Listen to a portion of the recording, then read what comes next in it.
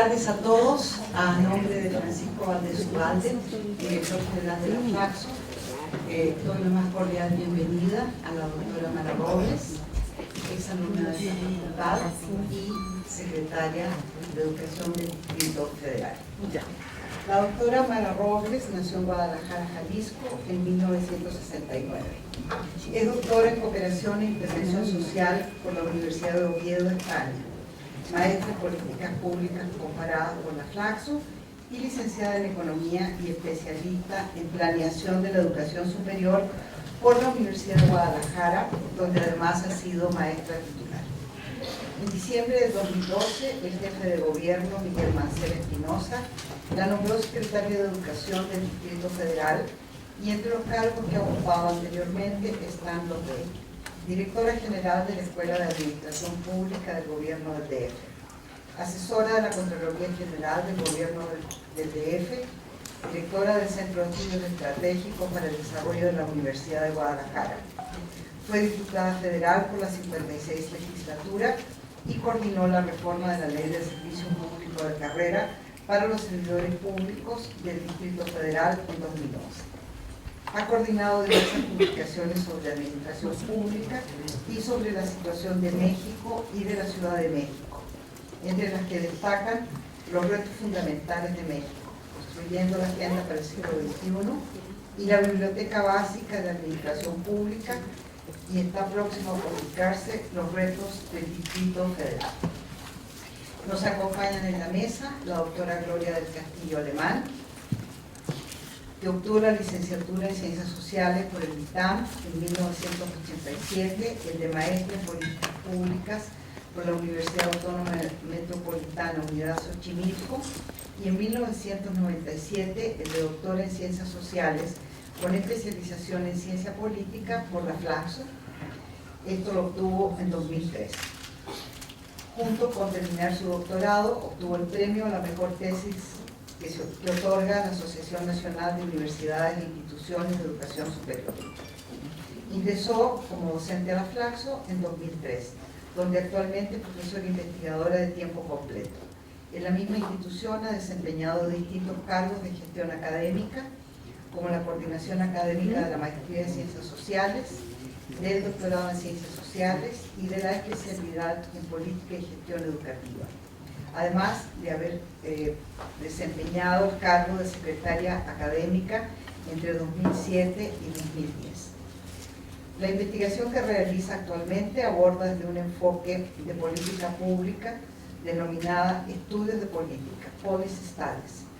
La singularidad de esta perspectiva radica en realizar análisis de políticas cuyo propósito es conocer, comprender y explicar su incidencia en la resolución de problemas públicos y sobre esta base prescribir recomendaciones hacia los hacedores de política pública. Bajo esta perspectiva articula otras investigaciones, como es el caso de los enfoques de gobernanza y gobernabilidad. Sus análisis se focalizan en los cambios y evolución de las políticas de educación básica y de educación superior. Imparte cursos de política pública y seminarios de investigación orientados a las problemáticas de educación. Es autora de diversas publicaciones, en su mayoría artículos de investigación y libros. Bajo su dirección se han concluido 11 tesis de maestría y 2 de doctorado. Sin más que decirle, a pesar de que yo tendría muchas cosas que agregar sobre Mara, que desde que ella es una joven militante, le doy la más cordial bienvenida y por favor escuchamos tu ponencia. Muchísimas gracias. Muchísimas gracias, Miriam. Y como siempre, en Flaxo se encargan de darme una gran recepción, y precisamente el que Miriam haya hecho la presentación y sea la anfitriona, para mí efectivamente es un gran honor, y además me demuestra la enorme calidez que tiene esta institución para mí, porque efectivamente me conoce desde muy chica y hemos vivido cosas muy importantes juntas. Muchas gracias, Miriam. Muchas gracias también a Gloria del Castillo, por quien tengo un enorme respeto profesional, y cada vez me doy cuenta de que sus artículos, sus opiniones, sus aportaciones académicas nos están siendo de enorme utilidad para la política pública que estamos implementando en la ciudad. Muchas gracias a todas y a todos por estar aquí. Hay varias amigas y amigos, pero No voy a nombrarlos a todos porque entonces me llevaría más tiempo en esta presentación. Bueno, en primer lugar quisiera decirles que cuando recibí esta invitación de parte del director de la Flaxo, del doctor Francisco Valdés y de Gisela Sarenberg, a quien les enviamos un saludo hasta Buenos Aires, le pregunté por qué un nombre tan pomposo para esta intervención. A cualquiera el título de conferencia magistral lo arredra un poco. Y yo les estuve comentando a mis asesores qué deberíamos hacer en esta presentación. Y entonces nos debatíamos entre 3 opciones. La primera es tratar de hacer el mejor texto académico del que fuéramos capaces. Y afortunadamente tengo algunos asesores en la Secretaría con altas credenciales académicas que podrían haber hecho una ponencia para que yo le diera lectura y tuviera el mayor rigor académico. Pero también pensamos que seguramente ustedes estarían pensando que tenían enfrente a la Secretaria de Educación y no a quizá otros grandes especialistas de educación.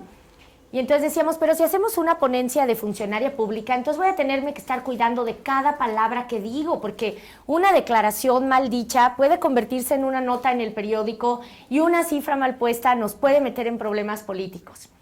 Y entonces recordé precisamente cuando mi tutor, José del Tronco, que todavía me sigue asesorando y me ha salvado de muchos problemas recientemente, como siempre desde la maestría, decía que era muy importante que los servidores públicos estuvieran cerca de los académicos y que quienes estudian los temas pudieran conocer realmente cómo se piensan y cómo se hacen las políticas públicas. Entonces pensé hacer una intervención como si ustedes estuvieran literalmente en la oficina de la Secretaria de Educación. Entonces pienso contarles toda la verdad con, espero, el suficiente rigor académico y sin que se convierta en una arenga política, pero sí quiero sobre todo hablar desde la perspectiva de alguien que está frente de una labor política que es la gestión de la educación en el Distrito Federal. Entonces eso es lo que pueden esperar de esta conversación. Yo creo que la primera pregunta importante que nos tenemos que hacer es ¿educar para qué? Y entonces ahí sí le cederé la palabra a Horacio Radetich, a quien le quiero dar el crédito de estas primeras palabras, porque me dijo, no vas a estar de acuerdo conmigo, y le dije, no importa, para eso eres mi asesor, si pensáramos igual sería terrible. Y entonces él me dijo, te voy a presentar algunas preguntas, algunas respuestas a esa pregunta, a ver qué les parecen a ustedes. Si nosotros le preguntáramos a Platón, nos diría que hay que educar para ser hombres virtuosos, capaces de interpretar el logo, o sea, filósofos. Educar para ser filósofos.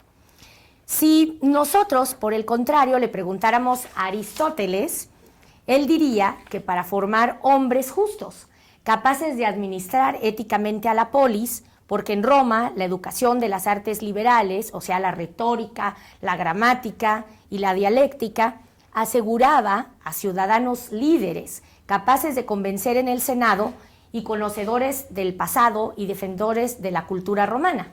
Entonces, para Platón, filósofos, para Aristóteles, políticos, pero desde luego de lo más granado de la política. San Agustín diría que para crear hombres de fe, imitadores de las virtudes de Cristo y Alcuino y de su alumno Carlomagno, para formar caballeros, guerreros, que fueran duchos en la defensa de sus señores feudales. Que por cierto, un dato impresionante, que no sé si ustedes sepan, es que Carlomagno, a pesar de haber sido uno de los promotores de las becas, de la cultura, y uno precisamente de los mayores impulsores de la cultura, hasta la vejez aprendió a escribir. Y fue uno de los retos más grandes que tuvo, impresionante, y se lo propuso a una edad tremendamente avanzada. Más adelante, podríamos decir que Rousseau y los iluministas dirían que para formar hombres creativos, socialmente activos, conocedores de las leyes de la naturaleza, de las ciencias, de las artes, conscientes y responsables para actuar colectivamente sin perder su individualidad, es decir, remítase al Emilio de Rousseau o sobre la educación. Y Kant diría que hay que educarse para lograr la perfección humana a través del cultivo de la razón. Entonces se puede educar para tener filósofos, para tener políticos, para tener hombres de fe, para tener guerreros y caballeros, para tener humanistas. Y qué responsabilidad la de los maestros de ahora, que no está clara la política educativa de educar para qué. Pero eso no es todo. Bonaparte refundó la Universidad de París y la convirtió en Politécnico para formar administradores científicos y técnicos al servicio del imperio. Por eso, a estas alturas, todavía, la Escuela Nacional de Administración Francesa sigue siendo hoy por hoy la joya de la corona de la formación de servidores públicos. Desde entonces profesionalizaron su servicio de carrera y nosotros estamos empezando. Y Marx diría que para formar hombres multilateralmente desarrollados en sus actividades intelectuales, prácticas, estéticas, que fueran críticos, desprejuiciados, solidarios y socialmente comprometidos. Gramsci diría que para formar intelectuales orgánicos de las clases subalternas, y como ustedes saben, también se puede educar para matar. Hitler lo hizo.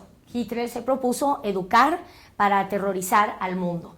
Y recomiendo la película Saló de Pasolini, que en su terrible crudeza, no dudo que sea quizá una de las obras de arte más crudas e importantes en su crítica al nazismo.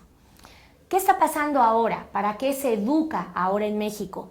Creo que esa es la gran ausencia por la que nuestra política educativa no tiene el rumbo y los resultados que debería tener. México vivió etapas en donde, por el contrario, la educación tenía muy claro su objetivo. El libro del doctor Salvador Martínez de la Roca, mejor conocido como El Pino, Estado, Educación y Lucha de Clases, es una narrativa detalladísima sobre el papel de las normales rurales en México y cómo se propuso a la educación para construir un Estado nacional, para dar identidad. Y sin embargo, recientemente los profesores normalistas, a los que tanto les debemos, porque con su corta edad, con su enorme esfuerzo, con su pobreza, lograron no solamente enseñar a leer y a escribir, y a sumar, restar, multiplicar y dividir a los mexicanos, sino sobre todo a hacerse mexicanos, ahora están vilipendiados y afortunadamente ya no está entre los seres humanos libres la persona que pensó en desaparecer las normales rurales y convertirlas en escuelas de turismo, que por cierto es un gran tema, pero las normales rurales merecen conservar el enorme lugar que han tenido en la construcción de un Estado nacional. De tal manera que si nosotros nos ponemos ahora a pensar, nos damos cuenta de que la educación mexicana solamente es evaluada por sus calificaciones, por los números que se han hecho para decir si alguien está reprobado o no. Nosotros creemos, en atención a nuestro gran premio nacional y además profesor de esta institución, Roger Bartra, que los servidores públicos estamos obligados a hacer política, no solamente a dar resultados cuantitativos, medibles, aparentemente tecnocráticamente perfectos, sino que tenemos que generar ideas y que tenemos que generar ideología y que tenemos que hacer las cosas con un sentido político, no un sentido aséptico de cifras. Sin embargo, yo estoy convencida de que el futuro del Distrito Federal depende en gran medida del Estado que guarde su sistema educativo, tanto en el presente como en el futuro.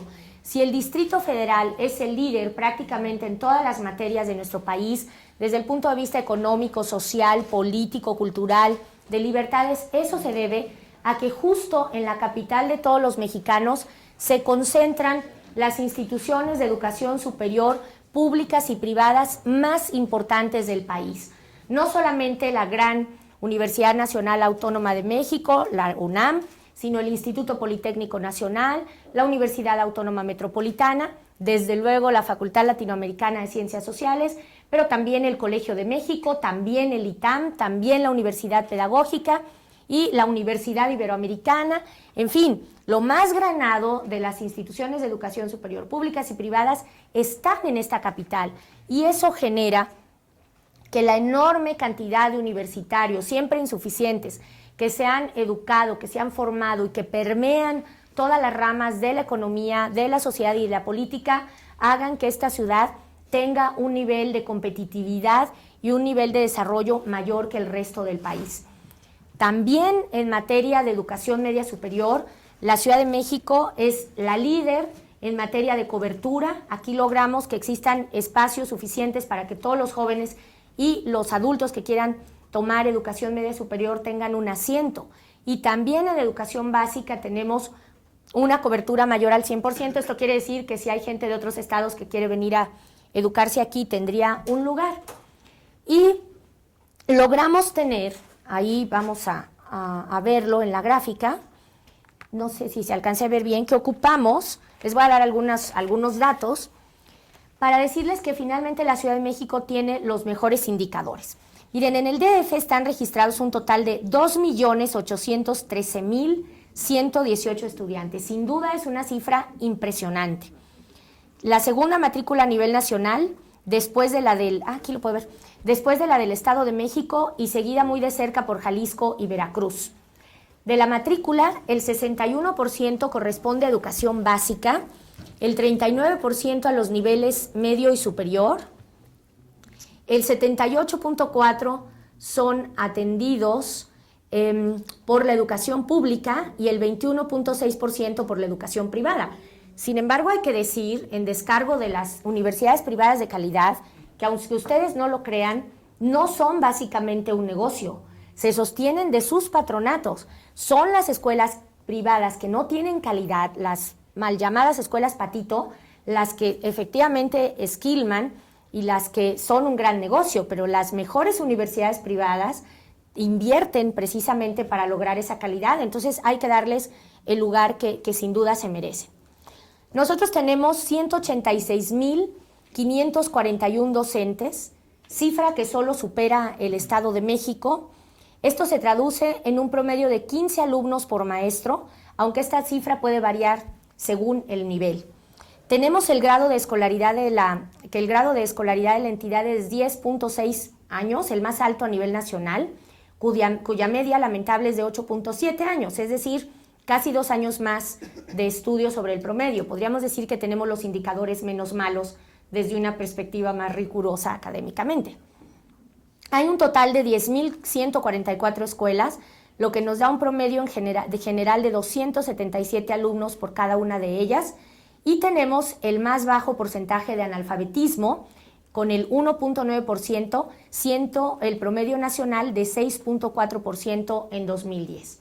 Entonces, nadie puede negar que el sistema educativo del Distrito Federal es impresionante, en cantidad, en calidad, y que sus indicadores, a pesar de que quisiéramos que fueran mucho mejores, tienen finalmente un valor importante y que representan lo mejor que existe en nuestro país.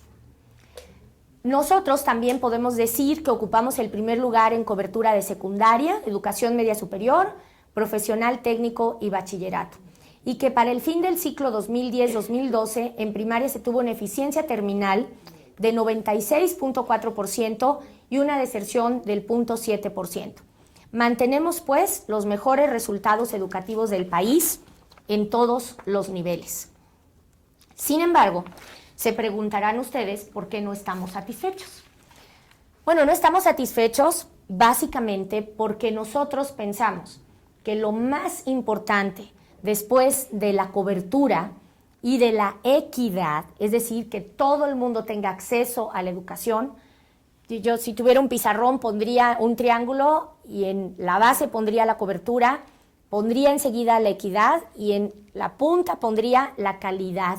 A donde queremos llegar es a la calidad. Y la calidad entendida con la definición de Silvia Schmelkes, que me gusta muchísimo, hoy presidenta del Instituto Nacional de Evaluación Educativa, donde dice que calidad educativa es lograr conocimientos significativos para las personas y para la sociedad y para el desarrollo de los individuos en la sociedad. No tiene que ver con la noción elitista de excelencia, en donde algunos son mejores que otros, algunos pelean por las calificaciones, los cum laude y las medallas. No, tiene que ver con que sean conocimientos que les sean útiles a la vida de los individuos, a la sociedad y en su interacción con ella. Esa definición a mí me parece espectacular porque rescata la diversidad. Si bien es cierto que México quiere tener más premios Nobel, que quiere tener más gente premiada, más gente reconocida.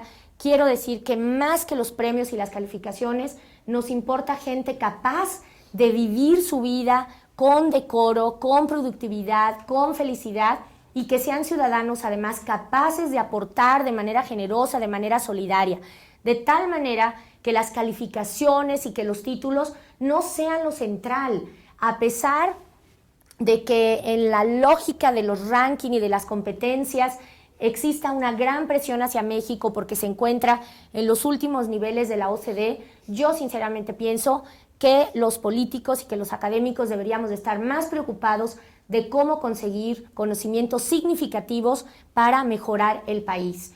Porque finalmente, una de las distorsiones que tuvo la prueba Enlace, nos contaba ayer el secretario de Tabasco, es cómo le denunciaron que una profesora estaba dictándole las respuestas a los alumnos, y el secretario mismo fue a enfrentar el problema y la maestra le dijo: ¿qué secretario?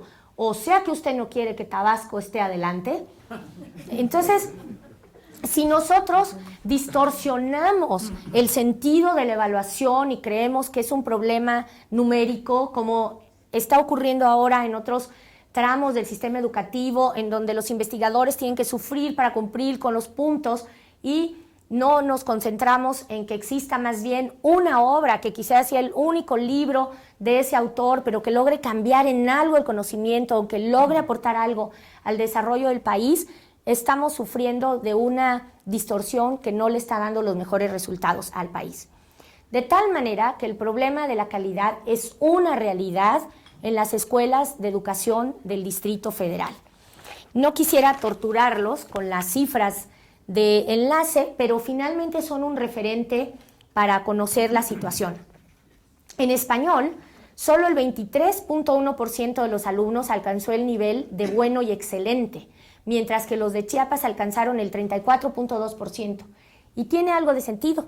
Ayer comentaba con el secretario de Chiapas cómo él, un socialdemócrata, uno de los principales impulsores de la candidatura de Gilberto Rincón Gallardo a la presidencia de la República, precisamente se propuso, más que pujar por las calificaciones, por lograr entender la circunstancia que hacía que los chicos de Chiapas estuvieran en los últimos lugares. Y ahí hay una muestra muy valiosa de la que la Ciudad de México tiene que aprender. En matemáticas obtuvieron el nivel de bueno y excelente el 20%, mientras que los alumnos chiapanecos obtuvieron el 46%. Y en educación media superior se agudizan los problemas de eficiencia terminal, 49.3%, el más bajo a nivel nacional, y de deserción el 18.2%, lo que ubica al Distrito Federal en el lugar 31 entre las entidades federativas. Parece paradójico con lo que dije al principio, lo es. Frente al sistema educativo más potente en cantidad y calidad, con las mejores instituciones, ¿cómo es posible que existan estas contradicciones? Bueno, nosotros queremos proponerles una respuesta. En principio, ustedes saben que el gobierno del Distrito Federal no tiene a su cargo la educación básica. Somos la última entidad del país en que no se ha descentralizado los servicios educativos. Precisamente el anterior secretario de Educación del gobierno del Distrito Federal acuñó la frase que no queríamos ser la última descentralización fallida, sino la primera exitosa. Y en este momento, eso sí lo declaro públicamente, puedo decir que nosotros en el balance estamos contentos de que no se haya descentralizado la educación básica con ese modelo. ¿Por qué? Porque no resolvió lo fundamental, no resolvió el problema de la calidad. Y con la descentralización, los estados siguen teniendo calificaciones, con todas las observaciones que hice al tema de las cifras, siguen teniendo calificaciones reprobatorias, y además sufren un terrible ahogamiento presupuestal, porque la fórmula, que es como para genios y se tiene que pagar para que los genios desentrañen la fórmula de aplicar el presupuesto, está llevando a los estados a unos problemas financieros terribles, que también son públicos y que en todas las reuniones de la CONAGO los gobernadores dan a conocer, y que los secretarios de los estados reclaman que se cambie la fórmula del FAEP para poder resolver el problema financiero. Como además tenemos un inadecuado esquema de gestión y relación con el Sindicato Nacional de Trabajadores de la Educación, y en su caso con la Coordinadora Nacional de Trabajadores de la Educación, no solamente existía en algunos estados una doble negociación salarial, que era primero la de la Ciudad de México y luego la de los estados, sino que en algunos estados hay hasta 3 negociaciones, lo cual está llevando a problemas financieros gravísimos a las entidades y, como ustedes saben, a la decisión de la Secretaría de Educación Pública de volver a centralizar la nómina. De tal manera que, leyendo a pie juntillas el acuerdo para la modernización y la descentralización de la educación, creo que el Distrito Federal tiene enfrente una enorme oportunidad para incidir en lo principal, y esta sobre todo es una definición política. Nosotros partimos de que nadie puede solo. Si la federación no puede sola en el Distrito Federal, con la mayor cantidad de recursos que existen en el país, ahora les voy a dar las cifras, y si los estados tampoco pueden solos, la única manera, y ese es el sino de esta administración, ese es el signo, esta es la columna vertebral que nos orienta. Nosotros no creemos que haya niños federales, estatales, delegacionales, ni niños de un partido o de otro partido. Son simplemente niños mexicanos, además residentes en la capital de todos los mexicanos. Y por eso nos propusimos, aunque me estoy adelantando a las respuestas, propusimos un esquema de colaboración para lograr que se mejoren los niveles de la calidad de la educación en el Distrito Federal. Más adelante les diré cómo. Antes de que llegáramos a este acuerdo, que ocurrió en marzo del presente año, tuvimos, como ustedes saben, una relación muy complicada con el gobierno del Distrito Federal. A pesar de, a ver, Tania, logremos ir, ahora les digo a cuál lámina. Bueno, ahora voy. Nosotros nos concentramos en la punta del triángulo que tiene que ver con la equidad. Estábamos convencidos, y lo seguimos estando, que los niños no pueden llegar solos a la escuela, que les hacen falta una enorme cantidad de apoyos y de recursos para llegar a la escuela. El gobierno del Distrito Federal tiene la red de protección social más importante de América Latina. Nosotros, por ley, distribuimos útiles y uniformes escolares. Y si bien es cierto que aquí aprendí con Ernesto Cohen que estos dos elementos no resuelven el problema de la calidad, ni necesariamente igualan a los chicos, sí resuelven problemas fundamentales de las familias. El tema de cómo vestir a un niño cada día para una familia es crucial. Más ahora que se ha alentado de una manera irresponsable, acrítica, yo diría que depredadora, el tema de las marcas y el tema del vestido como símbolo de estatus. Tener la posibilidad de que todos los niños tengan el mismo uniforme, la misma ropa para deporte, hace que las familias resuelvan un problema económico por una parte y que por otra parte no tengan que enfrentar de manera dolorosa la diferencia que hay entre unos niños que pueden vestir tenis de marca y otros niños que con trabajo tendrían dinero para tener zapatos para ir a la escuela. Es una cosa seriosísima que impacta en el corazón de las familias sin el menor asomo de sensibilería. El tema de los útiles escolares también es crucial. Si uno ve la lista y los precios de los insumos para que un chico vaya a la escuela, desde la mochila, pasando por los cuadernos, por los colores, por los lápices, por los marcadores, por la calculadora, por la regla y por la cantidad de cosas que ahora se necesitan, se da uno cuenta de que realmente el hecho de que los útiles escolares estén garantizados gratuitamente es un aporte sinceramente fantástico. Nosotros también a nivel de educación básica tenemos una cantidad impresionante de becas para niños en situación vulnerable. Tenemos también becas para madres solteras, que son las que tienen más dificultades para mantener a sus niños en la escuela. Tenemos también una importante cantidad de becas a nivel de secundaria y a nivel bachillerato tenemos el sistema de becas que ha hecho realidad una demanda fundamental de los jóvenes del 68, que era el salario estudiantil. El Fideicomiso Educación Garantizada Prepa-Sí, que tiene 1,650 millones de pesos, le da la posibilidad a absolutamente todos los jóvenes de nivel media superior de escuelas públicas de la ciudad de contar con un apoyo de 500, 600 y hasta 700 pesos según sus calificaciones.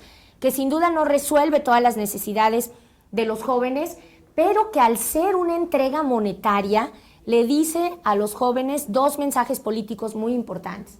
Número uno, que nos importa que estén en la escuela, que se queden en la escuela, que ese dinero es la mejor inversión que hace el gobierno de la ciudad para que los jóvenes estén donde deben estar, en las escuelas. Y en segundo lugar, que confiamos en su capacidad de decidir en qué invierten ese dinero. Y alguien podría decir desde una perspectiva tutelar, dénselos en libros, dénselos en computadoras, dénselos en cosas que garanticen que van a la escuela, porque qué tal que ese chico con ese dinero se fuma un cigarro, o qué tal con ese dinero el chico se divierte. Los jóvenes tienen capacidad de decidir, tienen capacidad crítica para poder invertir sus recursos de la manera en que consideren que es más inteligente. Eso para nosotros es muy importante. Nos parece que en esta ciudad de libertades eso es algo crucial. Y diría que estas becas, que en el caso de la UNAM se mantienen hasta el primer semestre de la licenciatura, sí han hecho una red de protección que mantiene a los jóvenes en el bachillerato. A pesar de los altísimos niveles de deserción, imagínense cuál sería el resultado si no contáramos con esta beca. También el Fideicomiso Educación Garantizada tiene un seguro de transporte para los niños de la primaria, es decir, que si sufren algún accidente en el traslado, que en esta ciudad de tanto tráfico y donde el tema del transporte es algo fundamental, es muy importante, y un seguro que se llama Educación Garantizada, que permite que en caso de la desgracia de que faltase un padre o madre de familia, los chicos tienen garantizado continuar su educación. Y el fideicomiso además realiza no solamente actividades, ¿soy yo? Sí, debe ser esto. El fideicomiso además, ¿no? Bueno, el fideicomiso además realiza con los jóvenes una serie de actividades culturales, deportivas y de socialización muy importantes, de tal manera que hay una gran cantidad de jóvenes en este momento acudiendo a eventos de altísima calidad y teniendo acceso a la cultura, a la ciencia y la tecnología como parte de las actividades de Prepasí. De tal manera que nosotros concentramos nuestros esfuerzos en los primeros 13 años de gobiernos de izquierda de la ciudad en la equidad. Pero desgraciadamente, como mostré al principio, los indicadores hasta ahora disponibles de calidad han ido descendiendo en la ciudad. Y empezamos a ocupar primeros lugares que no son nada honrosos. Por ejemplo, el de obesidad y sobrepeso infantil. A nivel nacional ocupamos el segundo lugar. Bueno, hay un debate sobre si es el primero y es el segundo, pero pues sinceramente no habría que complicarse demasiado en la alarma si fuera el 1 o el 2. Y desgraciadamente los niños de la Ciudad de México no escapan a esa realidad. De tal manera que nos dimos cuenta de que había que hacer un esfuerzo de educación para la salud, porque al final de cuentas la obesidad y el sobrepeso infantil son responsabilidad también del Estado. Si cualquiera de los adultos que estamos aquí no tomamos las riendas de nuestra salud y nos hacemos cargo del sobrepeso y de que podemos enfrentar diabetes, hipertensión y otras enfermedades crónico-degenerativas, hay un problema educativo de por medio, pero finalmente somos imputables. Pero los niños, al ser inimputables y a estar bajo el resguardo de los padres, tienen derecho a que sean los padres los que decidan las medidas necesarias para salir de esa situación. Pero bien, qué flaco favor le haría el gobierno del Distrito Federal de decirle, perspectiva de género, a las madres de familia que qué barbaridad, cómo es posible que no les cocinen a sus hijos como nos cocinaban nuestras madres, desayuno, comida y cena, cómo es posible que no se sienten alrededor de la mesa a comer, cómo es posible que no combinen frutas y verduras, cuando las madres de esta ciudad están trabajando, como todas nosotras, para poder completar el gasto o dirigir el gasto de una familia solas, y con las distancias que hay en esta ciudad, queda muy poco tiempo para comprar, cocinar, cualquiera que haya sido ama de casa, espero que no solamente las mujeres, de eso versaba mi tesis de Flaxo. El trabajo doméstico de las amas de casa sabe que dirigir una casa, gestionar una casa es una enorme cantidad de trabajo y que decidir, comprar, preparar, limpiar, suministrar, administrar es un trabajo enorme, comercial, no remunerado y no distinguido socialmente. Entonces, el gobierno decidió hacerse cargo de esa corresponsabilidad, más adelante les señalaré cómo. Y en segundo lugar, nos damos cuenta de cómo son las escuelas, cómo son los sistemas educativos en donde los niños obtienen las mejores calificaciones. El caso finlandés, ustedes lo sabrán, seguramente aquí hay muchos especialistas en educación, que los niños en Finlandia son los que entran más tarde a la escuela en términos de edad, que los niños finlandeses tienen una enorme cantidad de recreos y no tienen tarea. Y además, sus maestros, para poder ser electos como tal, tienen que tener no licenciatura, sino maestría. Y los exámenes para poder ser profesor, nada tienen que ver con conocimientos, porque se da por sentado que eso los tienen, sino con unos tremendos debates sobre si ese profesor tiene dos características. Uno, que sepa hacerse, que asuma, que se hace cargo de que ese niño salga adelante, pase lo que pase, que esa es su responsabilidad. Aquí un profesor puede decir, pero este niño me llega sin desayunar, pero este niño tiene una familia que tiene violencia familiar, pero es que este niño no. El profesor sabe que él se tiene que hacer cargo. En segundo lugar, que tenga capacidad de transmitir interés por el conocimiento.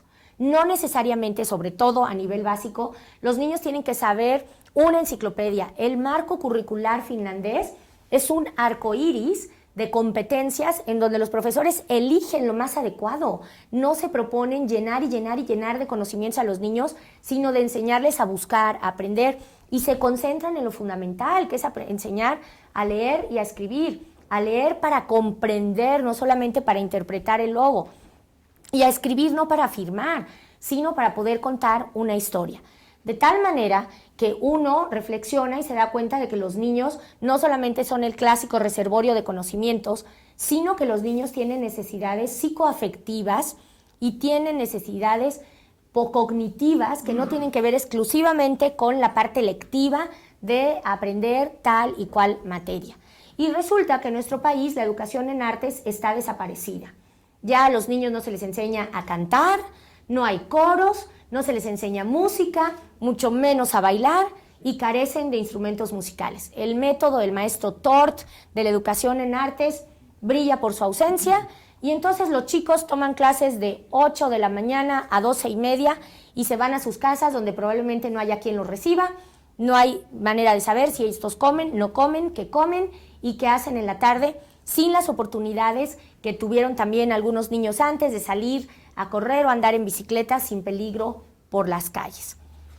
De tal manera que nosotros decidimos que nos teníamos que concentrar en empujar a recuperar y superar la calidad de la educación de los niños de nivel básico en la ciudad. Y entonces tomamos otra decisión política, que fue la de el 12 de marzo firmar un acuerdo sin precedentes con el gobierno federal, con la Secretaría de Educación Pública, para intervenir en 100 escuelas públicas de la más alta marginalidad y el más bajo desempeño escolar, y que ahora se llaman escuelas Saludarte. ¿Y por qué se llaman Saludarte? Bueno, en primer lugar, porque saludar es algo muy educado. Y entonces decimos que el saludo no se le niega a nadie, que es una muestra de no discriminación. Hasta cuando nos peleamos decimos, de cualquier manera, por lo menos no nos podemos negar el saludo. Entonces, Saludarte es un programa diseñado desde la perspectiva de la educación en valores, de la educación cívica y ética, de la educación para la tolerancia, la no discriminación, la resolución pacífica de conflictos y la educación para la paz, la equidad de género y el respeto a los derechos humanos. Todo ese etcétera, estamos tratando de traducirlo en escuelas que promuevan la no violencia, no solamente el bullying, que es un fenómeno muy particular y que, por cierto, ahora estamos midiendo para conocer su verdadera dimensión y tratar de tenerlo en el contexto mexicano mejor ubicado. Y entonces, además de educación cívica y ética, las escuelas Saludarte tienen salud, porque asumimos que el problema de los malos hábitos alimenticios y del sedentarismo son un problema de salud pública, de educación para la salud, que no hay sistema de salud que resista el que existan niños de primaria que tengan daño metabólico, hipertensión y diabetes. Es criminal. Y que esto solo se puede combatir con educación para la salud. De tal manera que desafiamos a todos los que dijeron que llevar comida a las escuelas era una misión imposible, que eso era, que no había dinero que alcanzara, y yo le respondí que no se me ocurría algo más importante que en qué invertir el dinero de la gente que en la alimentación de los niños, porque finalmente los recursos públicos provienen justamente de la gente que menos dinero tiene. De tal manera que resistimos ante todas las negativas, falsas disyuntivas de que así no se puede. Hicimos una colección de cómo no se podía. Y tuvimos un generosísimo seminario con el Instituto Nacional de Salud Pública, donde mostró las 40 y tantas experiencias que habían tratado de incursionar en esto de la alimentación infantil, y de ellos logramos, con una gran generosidad de su parte, obtener los conocimientos que nos permitieron llegar al cómo sí. Y entre otras cosas tiene que ver con equidad, porque más de alguno de ustedes habrá viajado en avión, como yo, y recordará que en los aviones pasa un carrito con una sobrecargo que saca una charola que siempre está caliente y que nos posibilita comer de manera calientita y rica, sin mayor problema, muy práctico. Entonces nos dijeron, no van a tener dinero para construir comedores. No, no tenemos. Construir un comedor cuesta $1 millón por escuela, hay 4,000. No van a tener dinero para montar las cocinas, pues claro que no, y menos si queríamos tener el distintivo H, mesa fría, mesa caliente, cámara de refrigeración, acero inoxidable, porque de otra manera pues era cocina, cazo, rata y cucaracha. Entonces, no, decidimos vamos a recurrir al sistema de los aviones. Y entonces fuimos a hablar con los Sky Chef y nos dijeron pues que claro, que su sistema era un sistema que era absolutamente practicable. De tal manera que lanzamos una licitación pública, transparente, y convocamos a las grandes empresas de elaboración de alimentos en la ciudad para que elaboraran comida que pudiera distribuirse. Se llaman CAMROS, los carritos en los que llega la comida a la escuela, y las charolitas con atmósfera modificada llegan perfectamente selladas después de ser calentadas, de tal manera que no hay forma de que se contaminen porque llegan cerradas a la escuela. Pero nosotros temíamos que nuestro espíritu burocrático nos llevara a que, como era un programa de educación para la salud, supiera comida de hospital. Y entonces ni Mafalda se iba a comer la sopa, ¿no? Entonces le pedimos a los mejores chefs de esta ciudad, Enrique Olvera del Puyol, que está considerado uno de los mejores, el mejor chef de América Latina y uno de los mejores del mundo, a que nos regalara sus recetas, y dijo, pero no solo yo, convoquemos a todos los héroes del colectivo de cocina mexicana, donde está Mónica Patiño de la Taberna de León, Elena Regadas de Rosetta, Miquel Alonso de Vico, que es el otro que disputa en los primeros lugares de los restaurantes mexicanos en el mundo, Alicia Gironella, que fue la que logró que la cocina mexicana fuera reconocida como patrimonio intangible de la humanidad, Edgar Núñez de los jóvenes chefs del Sud 777, el chef de, ¿cómo se llama este restaurante elegante? Ese sin oído, Paxia, ¿no? Y los chefs más importantes de esta ciudad, de manera absolutamente altruista, regalaron todas y cada una de las recetas con la que los niños están comiendo. ¿Por qué? Pues porque queremos que los niños sepan que no están recibiendo una dádiva asistencialista contra el hambre, porque no, lo que nosotros estamos haciendo es educar en salud, y los chicos están adquiriendo la posibilidad de aprender a comer. Mentira que a los niños no les gusten las frutas y las verduras. Nosotros ahora tenemos evidencia empírica de que eso no es así. Y los paladares se educan. La gente aprende a distinguir los quesos y aprende a distinguir luego los vinos y tal por la vía. ¿Cómo se aprende a comer? Comiendo.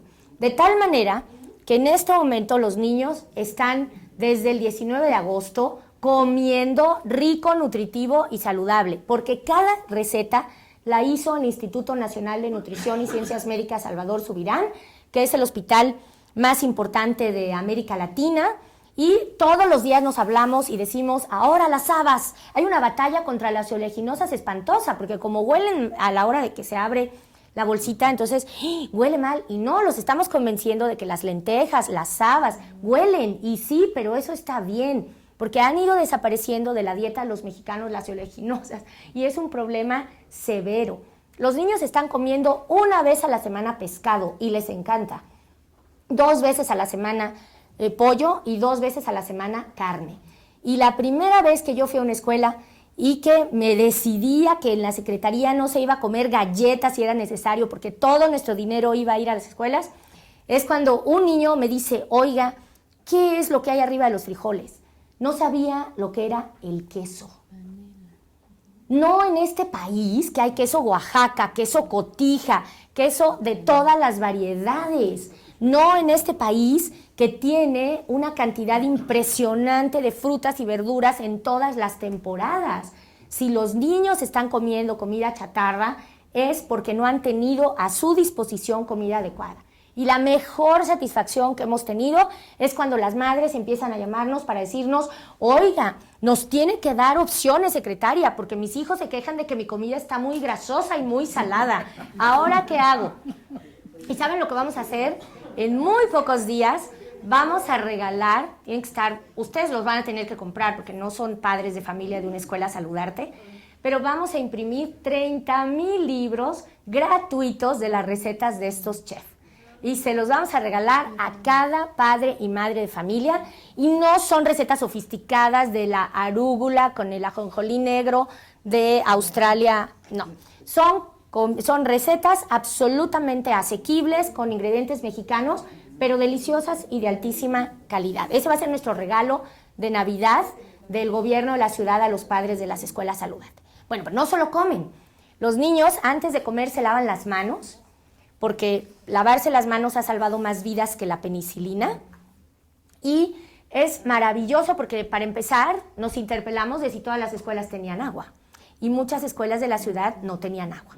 Y otras tenían agua de muy mala calidad. De tal manera que los delegados están fletándose con nosotros para garantizar que haya agua de buena calidad. Buscamos a los señores de FEMSA que tenían algunos problemas sociales por la venta de bebidas carbonatadas, y les propusimos que nos regalaran los bebederos, sin ninguna publicidad y sin ninguna intervención en los contenidos educativos. De tal manera que FEMSA nos regaló los 400 bebederos que ahora están instalados de acero inoxidable en las escuelas públicas, porque creemos que si nosotros prohibimos que haya refrescos en las escuelas y ellos quieren seguir en las escuelas, bueno, vamos a darle la oportunidad de que regalen agua. Buena idea, ¿no? Porque además nosotros no estamos en contra de la iniciativa privada, es una visión muy antigua. También pactamos con la Asociación Dental Mexicana que nos obsequiara 1 millón de cepillos y de pastas de dientes y que capacitara a los monitores para que los niños se laven los dientes. En estricto sentido, quizá es tarde, porque en la primaria los niños ya tienen caries, pero es finalmente un universo que hay que atender, y el año que entra vamos a ir a educación de 0 a 4 años. De tal manera que los niños ahora se están lavando los dientes después de cada comida. Tienen que ir a una escuela. Es fabuloso cómo los niños se lavan los dientes al final, todos ahí juntos, muy simpáticos. Además, la comida es en el patio, o sea, porque la comida es un espacio de socialización donde la gente platica, sonríe, juega, se divierte, y pusimos unos toldos. También el no era que no íbamos a poder construir los techos, pues no, pero montamos toldos árabes como en las bodas, con sus ventanitas, y los niños están comiendo muy contentos en el patio. Para eso sí alcanza el dinero. Después de que pasa todo este proceso educativo de lavado de manos, comida, lavado de dientes, entonces estamos impulsando la educación en artes. Y los niños están recibiendo clases de teatro, de canto, de instrumentos musicales y aprender con danza. Hicimos una convocatoria masiva a profesores de artes que capacitó Lucina Jiménez de Conarte, premio UNICEF de Educación en Artes, la directora fundadora del Centro Nacional de Artes, y reclutamos músicos, bailarines, bueno, toda clase de artistas, que desde luego quiero decirles que el primer día que llegaron a la primaria sintieron lo que era el rigor de los niños, porque se les subieron a los bigotes inmediatamente, porque pues ellos llegaron muy relajados con sus rastas, y los niños pues están acostumbrados a los maestros de la SEP, y pues estos chicos que llegaron les parecieron que eran sus compadres. Para eso, rápidamente intervenimos con HighScope, que es una de las corrientes pedagógicas más importantes del mundo, y Graciela Borja, que es la directora certificada, perdón por la indiscreción, mamá de Alondra de la Parra, la gran directora de orquestas, llamó también a sus heroínas en HighScope para enseñarle a nuestros maestros en artes cómo organizar a los niños sin ser autoritarios y represivos, pero tampoco permitir ahí la anarquía. Y los maestros de educación tienen también 3 horas de activación física a la semana que encabeza el Indeporte, y entonces fabuloso ver a esos niños que en la tarde estaban solo frente al televisor, brincando, corriendo, jugando y activándose físicamente. Vengo de Beijing, de la Conferencia Internacional de Ciudades del Aprendizaje, donde fui nombrada vicepresidenta, e hicimos el compromiso de que vamos a traer las famosas tablas gimnásticas chinas y los ejercicios que hacen los niños para relajar los ojos y las articulaciones durante la jornada escolar. Claro, en esa escuela china, en cada salón tenían una pantalla del tamaño de esta que está acá, cada salón de música tenía su piano, tenía los instrumentos, y los niños entraban y salían sin el menor riesgo de que alguien se los robara. Acá tenemos que construir bodegas con candado. Es un problema del desarrollo, pero con educación también lo vamos a superar. Y finalmente están recibiendo clases de educación en nutrición, no solamente los niños, sino también los padres y las madres de familia, porque si no hacemos el esfuerzo común, bueno, para no hacerles el cuento largo, saludarte ha sido un reto político porque rompimos la falsa disyuntiva de descentralización o nada. Estamos ahí, nuestras diferencias políticas no se van a desaparecer nunca entre el gobierno federal y el gobierno de la ciudad, pero los niños no tienen que pagar consecuencias por esas diferencias. Y si los dos, vamos a decir en los diferentes foros que los niños es lo que más no importa, bueno, pues hay que demostrarlo con hechos. Ahora presupuesto solo hemos puesto nosotros, totalmente el programa es pagado por el gobierno de la ciudad, pero no importa, con que nos hayan dejado entrar a las escuelas, somos felices y esperamos que más adelante exista una colaboración económica del gobierno federal. Por lo pronto duplicaron el presupuesto para escuelas de tiempo completo y estoy segura de que esa es una batalla política que ganamos nosotros. Es un reto educativo porque ahora hay que concretar un modelo educativo, pedagógico, curricular que mantenga la calidad en esas escuelas, porque el acuerdo se firmó en marzo, diseñamos el programa en junio, mi tutor no me podrá reprobar de velocidad para diseño de políticas públicas, y logramos que en agosto esto estuviera en marcha, pero sin duda nos hace falta que cada maestro sea como maestro finlandés, y eso se va a lograr sobre la base de que logremos pagar pronto, porque nos hemos tardado en pagar, porque como ustedes saben, en el gobierno hay unos esquemas muy rígidos. ¿Cuánto tiempo llevo? Unos esquemas muy rígidos para pagar, y tuvimos que hacer una reunión de la Contraloría y la Oficialía Mayor y Finanzas para poder pagar por hora, porque los maestros no podían cobrar un sueldo en general, sino por hora. Ha sido un reto administrativo, un reto político, un reto educativo, un reto de capacidad de convocatoria, de concertación. Fíjense, están trabajando en este programa la UNAM, que ha brindado generosamente a todos los monitores que acompañan a los niños a lavarse las manos, a comer y a lavarse los dientes. Todos esos son chavos de la UNAM. Imagínense a los chicos en contacto con los niños. También CONARTE, la asociación civil, en un esquema de gobernanza, no todo lo sabe hacer el gobierno, hay asociaciones civiles que lo hacen muy bien o mejor que nosotros. HighScope, la asociación que les he mostrado. CIDES, que supongo que es la asociación de Benilde García e Ivonne Klein, que diseñaron el modelo pedagógico. El Instituto Nacional de Salud Pública, que está haciendo la somatometría. Esto quiere decir el censo. Ay, no, aquí está el micrófono. Eso quiere decir el censo de peso y talla, con escuelas de control, como debe de ser científicamente, para saber qué efecto va a tener esto. Ojo, no nos propusimos, eso también nos lo enseñó Ernesto Cohen, no nos propusimos disminuir la obesidad y el sobrepeso, porque nosotros solamente tenemos a cargo el 40% de la carga calórica de ingesta de esos niños al día y no tenemos los fines de semana. De tal manera que hubiera sido un error de política pública proponerse cosas que no puedes cumplir, porque entonces te generas una adversidad para algo que va a generar cosas buenas, ¿no? Pero el Instituto Nacional de Salud Pública va a investigar qué pasa. ¿Será que estos niños están comiendo más proteína que antes? Lo vamos a saber. Porque el doctor Agüed le hizo, a través de la Secretaría de Salud, exámenes médicos absolutamente a todos los niños. A todos.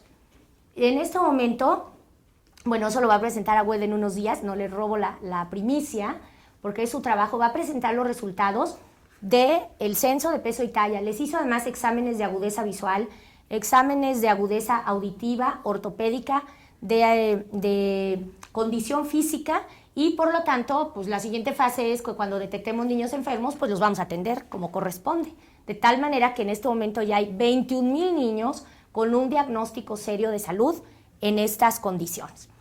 Pues eso es lo que estamos haciendo en materia de educación básica. Es nuestra primera gran incursión al interior de las escuelas. Que por cierto también no dije lo de nuestro libro de sexualidad, que en el periodo de Axel Didrikson hizo un antes y un después en materia de educación sexoafectiva, hoy que es Día Internacional a favor de las personas que viven con VIH. Adelante. Bueno, en educación media, porque se acuerdan que ahí tenemos un reto grave, en educación media, el exsecretario de Educación lanzó una iniciativa, para nuestro otro programa también el exsecretario lanzó una iniciativa muy importante. El Pino consiguió que nos donaran, el gobierno del Distrito Federal más bien le diera a la Secretaría de Educación, el edificio que está en la calle de Justo Sierra, a 2 cuadras del Templo Mayor, para hacer el centro de formación de educadores en arte. De tal manera que ahora a los 1,500 docentes no los vamos a capacitar aquí y allá, sino que van a tener una escuela especial para formar a los docentes, que espero que no solamente sean para escuelas públicas. La meta es que llegue el día en que las escuelas privadas tengan tanta envidia de la calidad de nuestros maestros que nos paguen por formar a sus maestros y ellos vayan y den clases también en las escuelas privadas. En educación media, como saben, nosotros tenemos el Instituto de Educación Media Superior, que es un modelo innovador que sin duda responde a una necesidad muy importante, que es la de atender a los chicos que no logran entrar a las opciones más prestigiadas, la UNAM y el Politécnico.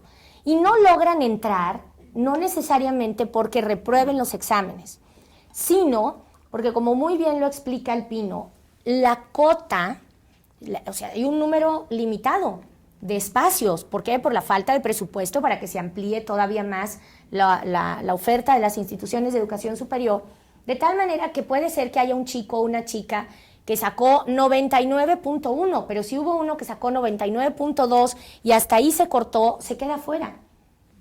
Pero la realidad también es que hay muchísimos jóvenes que no están en condiciones de pasar los exámenes.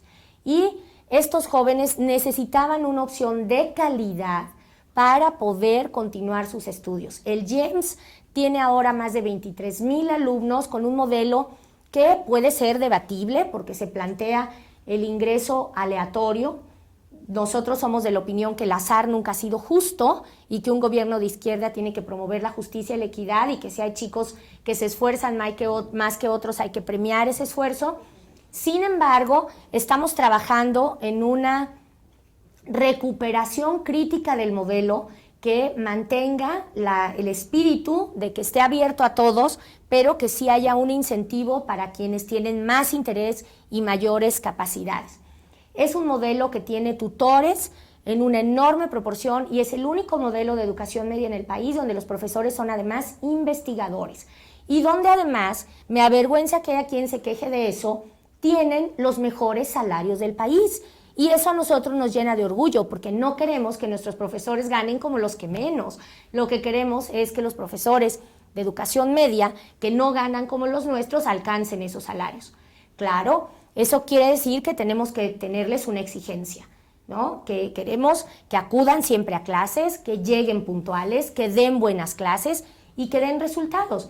Y hay que decirlo con toda honestidad académica y de servicio público, que nuestro instituto tiene un reto muy grande porque no está logrando retener a la mayoría de sus estudiantes. Bueno, nada menos que Francisco Miranda y Flaxo y Teresa Bracho hicieron la evaluación del GEMS y nos mostraron con crudeza y con mucha sensibilidad que no estamos logrando retener a los chicos, que no tenemos buenos niveles de eficiencia terminal y que no están logrando ingresar a las mejores opciones de educación superior. Bueno, pues nos tenemos que hacer cargo. Y hacernos cargo significa dotar al instituto de todos los recursos que le hagan falta, construir los planteles que en este momento no existen, porque hay preparatorias que están en condiciones indignas de la capital, con aulas prefabricadas, y nosotros estamos hechos cargo de que en el siguiente presupuesto tenemos que lograr los 500 millones de pesos que hacen falta para construir esos planteles y para equiparlos de la mejor manera, para que tengan bibliotecas y laboratorios. Si dijéramos que todo lo que hacemos es perfecto, pues no solamente seríamos demagogos, sino haríamos el ridículo. Entonces tenemos ahí un reto enorme. Pero también fue creada, precisamente en la lógica de innovar, por el exsecretario de Educación, la preparatoria de Tepito.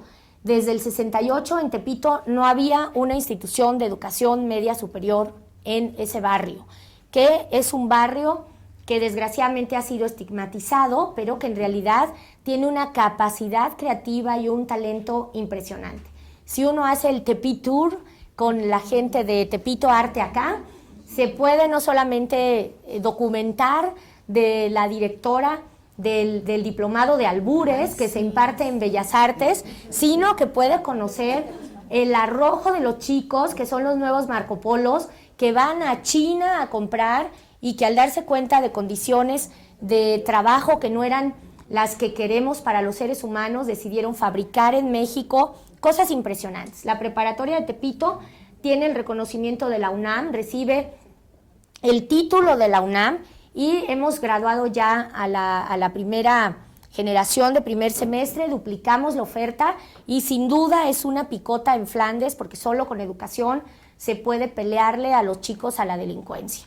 La única manera de que no se vayan por el otro lado es que sepan que de este otro vale la pena, que pueden aprender, que pueden disfrutar, que pueden ser felices y que pueden encontrar cosas más emocionantes que las que encontrarían del otro lado de la legalidad, para decirlo de manera muy propia.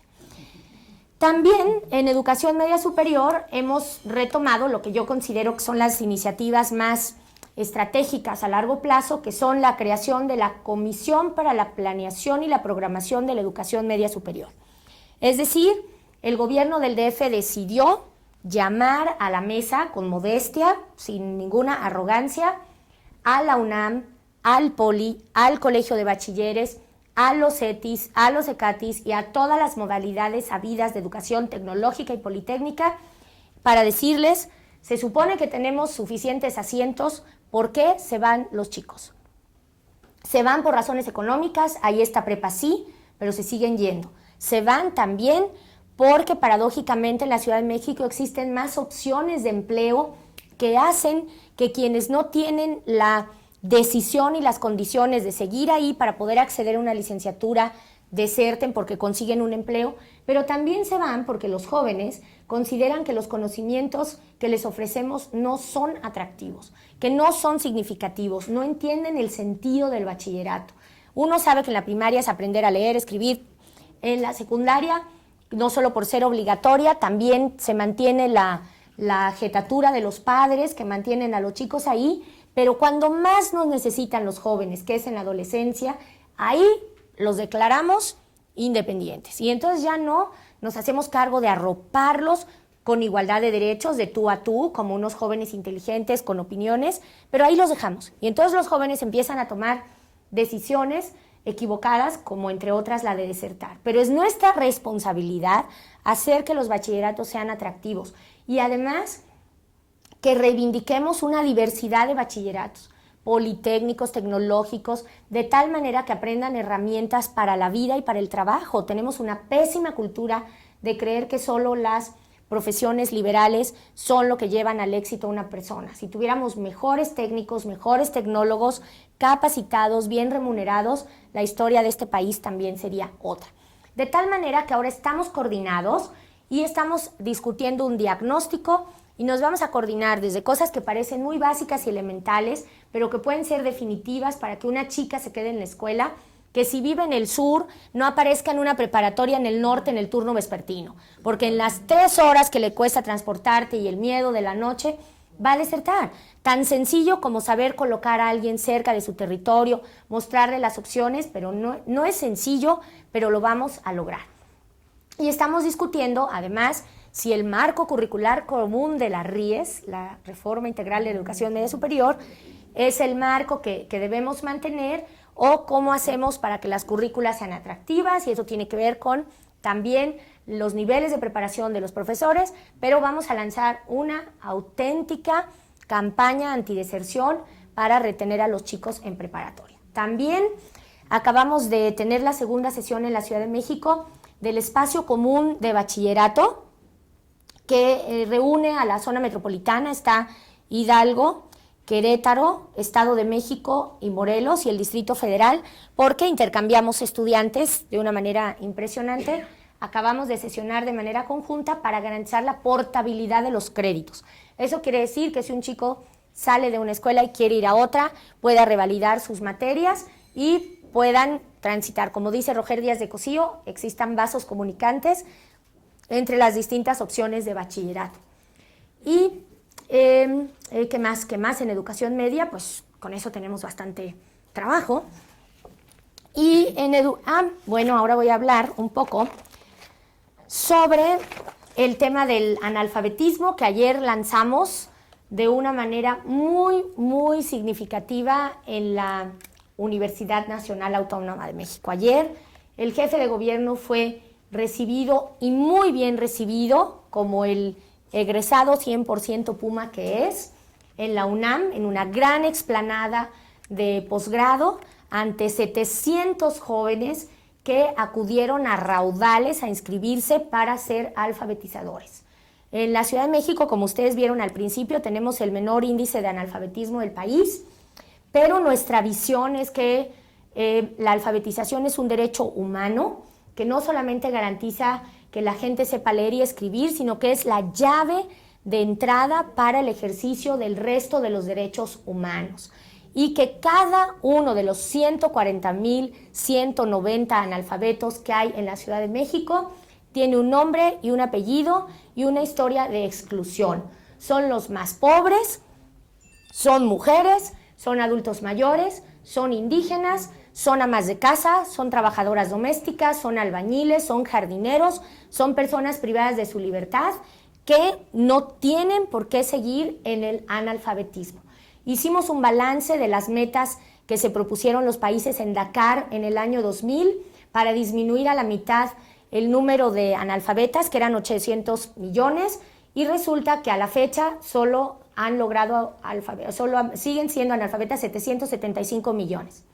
Y justamente de nuevo recurrimos a los expertos en educación para adultos y aprendimos que no deberíamos de hacer una campaña, porque las campañas tradicionales invierten muchos recursos pero duran muy poco tiempo, porque las campañas quieren educar igual a todos, porque las campañas tienen alfabetizadores que reciben una capacitación breve. Y siendo México un país de instituciones tan importantes como el INEA, como la propia UNAM y otras organizaciones de la sociedad civil que han hecho trabajo sistemático, profundo, comprometido, no podíamos dejar de innovar, de tal manera que constituimos un grupo muy potente de especialistas en educación para adultos para que hiciera una propuesta de alfabetización diversificada.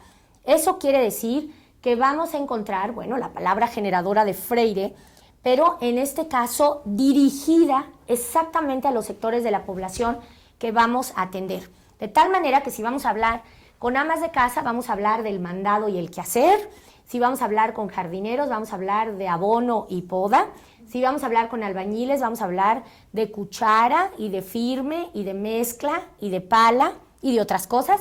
Ayer el secretario de Educación de Tabasco también nos contó cómo logró alfabetizar en un tiempo récord, solo diciendo palabras altisonantes, a una buena cantidad de miembros del ejército. Porque si él les decía ese oso sea, pues iba a ser el ridículo. En cambio, si les decía, ese es muy tal, pues iban a entender, y entonces a partir de la C de cabra iban a desarrollar inmediatamente una gran cantidad de conexiones neuronales. Entonces, nuestro método en este momento está siendo probado con un equipo pequeño, muy especializado, de 22 figuras que son los que van a capacitar luego a los 45 que estarán en campo, y los 700 chicos van a estar recorriendo las calles para buscar a esta población. Y van a aprender, yo se los dije ayer, muchísimo, igual o más que lo que aprenden en las aulas. ¿Por qué? Las personas analfabetas no están vacías de conocimiento, tienen experiencia a lo largo de su vida por su experiencia profesional, laboral, por su edad, y esa gente que sabe mucho tiene que saberse capaz de aprender. Tenemos que acabar con esa visión simplista de que solo se puede aprender cuando se es niño o cuando se es joven.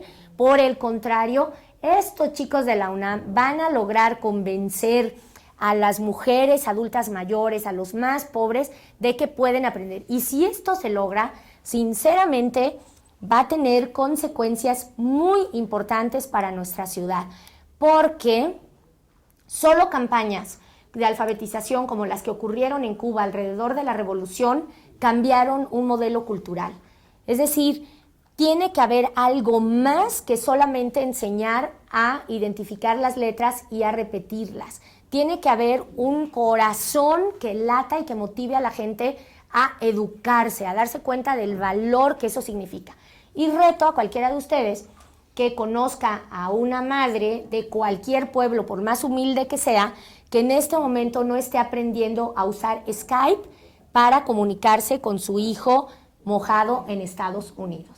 Las madres están reduciendo la brecha digital de una manera impresionante, aprendiendo a usar el internet para comunicarse gratis con sus hijos. Es decir, cuando la gente le encuentra sentido a la herramienta, la usa y a partir de ahí se desarrolla.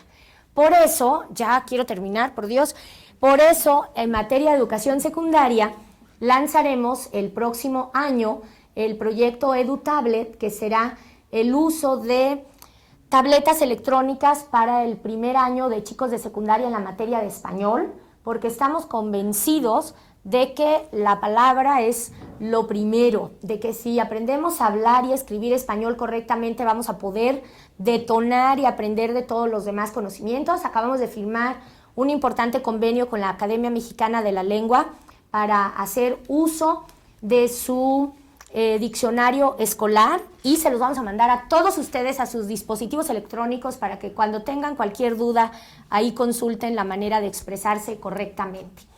Terminaría diciendo entonces que cuál es el eje central de nuestra visión política en materia educativa, que cuál es el futuro de la educación en la Ciudad de México.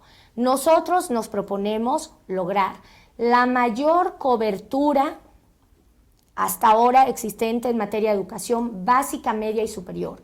Y por eso apoyamos y apoyaremos hasta la victoria que se cumpla la ley de educación, la Ley General de Educación, para que se destine el 8% del Producto Interno Bruto a educación y el 2.5% a educación superior, ciencia y tecnología. Y trabajaremos a través de la red de políticas públicas a la que está convocando la Escuela de Administración Pública del Distrito Federal para tratar de incidir en que las investigaciones de muchos de ustedes se orienten a cómo resolver problemas de la ciudad, de tal manera que no se olviden las investigaciones que están en la frontera del conocimiento y que encuentran el detalle de la muesca zacatecana de la esquina del siglo XVII, porque también es valioso, pero queremos convocar a los investigadores de las instituciones de educación superior públicas y privadas a que estudien temas de la ciudad para que propongan alternativas de políticas públicas. Queremos convocar a los profesores para que se acerquen al mundo del trabajo. Por supuesto, no estamos hablando de servir a los intereses de las empresas para explotar a los jóvenes educados, pero sí queremos que los chicos consigan trabajo, porque nos parece que en la medida en que tienen de acceso a un empleo digno, pues van a tener mejores condiciones para ser mejores ciudadanos y para servirle mejor a su país. Y en educación media, como he dicho, nuestro reto es detener la deserción, y en educación básica, que me parece que es lo básico, tenemos que lograr que los niños tengan las condiciones afectivas, cognitivas, psicológicas para poder aprender mejor. De tal manera que para nosotros los compromisos que acabamos de adquirir en Beijing, donde fui nombrada vicepresidenta de la Conferencia Mundial de Ciudades del Aprendizaje, no queden en una elegantísima foto, sino que logremos que realmente la Ciudad de México sea una ciudad del aprendizaje. Y el año entrante vamos a lanzar una campaña masiva en donde vamos a convocar a los especialistas, a los intelectuales y a toda la población a enviarnos frases que enseñen algo, que enseñen a hablar mejor el español, como los espectaculares de una librería muy famosa, y que enseñen a leer, y que enseñen a escribir, y que den chispas sobre la ciencia, y a esas frases les vamos a colgar links para que por internet conozcan más de esos temas, y vamos a hacer uso de los teléfonos celulares, y de las tablets, y de las computadoras, y de los espectaculares, y de las novelas de los metros, y de las pantallas de televisión que hay en el Metrobús, porque el futuro de esta ciudad definitivamente está ligado a la calidad y pertinencia de su educación.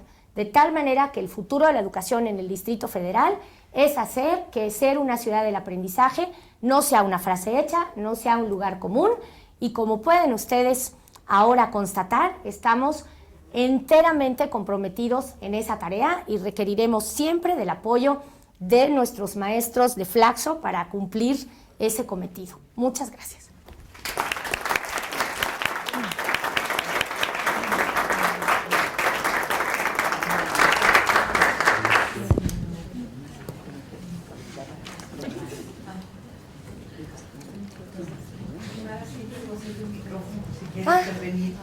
No te voy a interpelar. Ya no me quedó ni voz. No, estamos más que de acuerdo. Bueno, la verdad que no, ya no. La verdad que la Flaxo se felicita por tenerte aquí. Gracias por tu generosidad.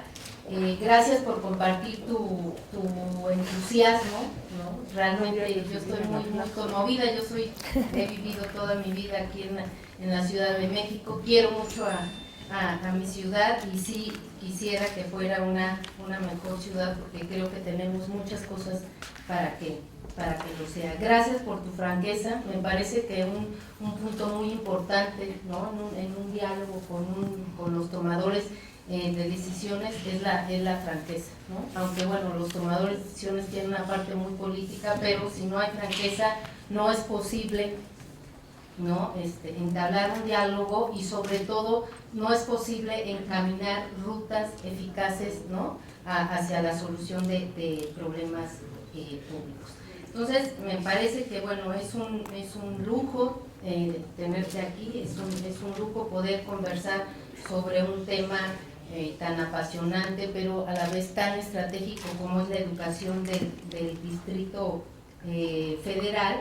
Y de antemano, bueno, muchas felicidades por emprender de manera simultánea, ¿no? Muchas rutas de política pública, pero sobre todo que tienes claridad hacia dónde se quiere llegar, y eso me parece que es fundamental. Después, bueno, habría que hacer ya de manera más detallada los balances, pero creo, ¿no? Se augura muy buenos resultados para la Ciudad de México, y de antemano creo que te ganas un concepto que yo ahora he estado introduciendo en los estudios de política pública, que son los emprendedores de política pública, ¿no? Son estos tomadores de decisiones con capacidad de convocar a distintos actores, pero sobre todo para solucionar problemas públicos, no solamente para generar consensos, acuerdos, estabilidad y gobernabilidad,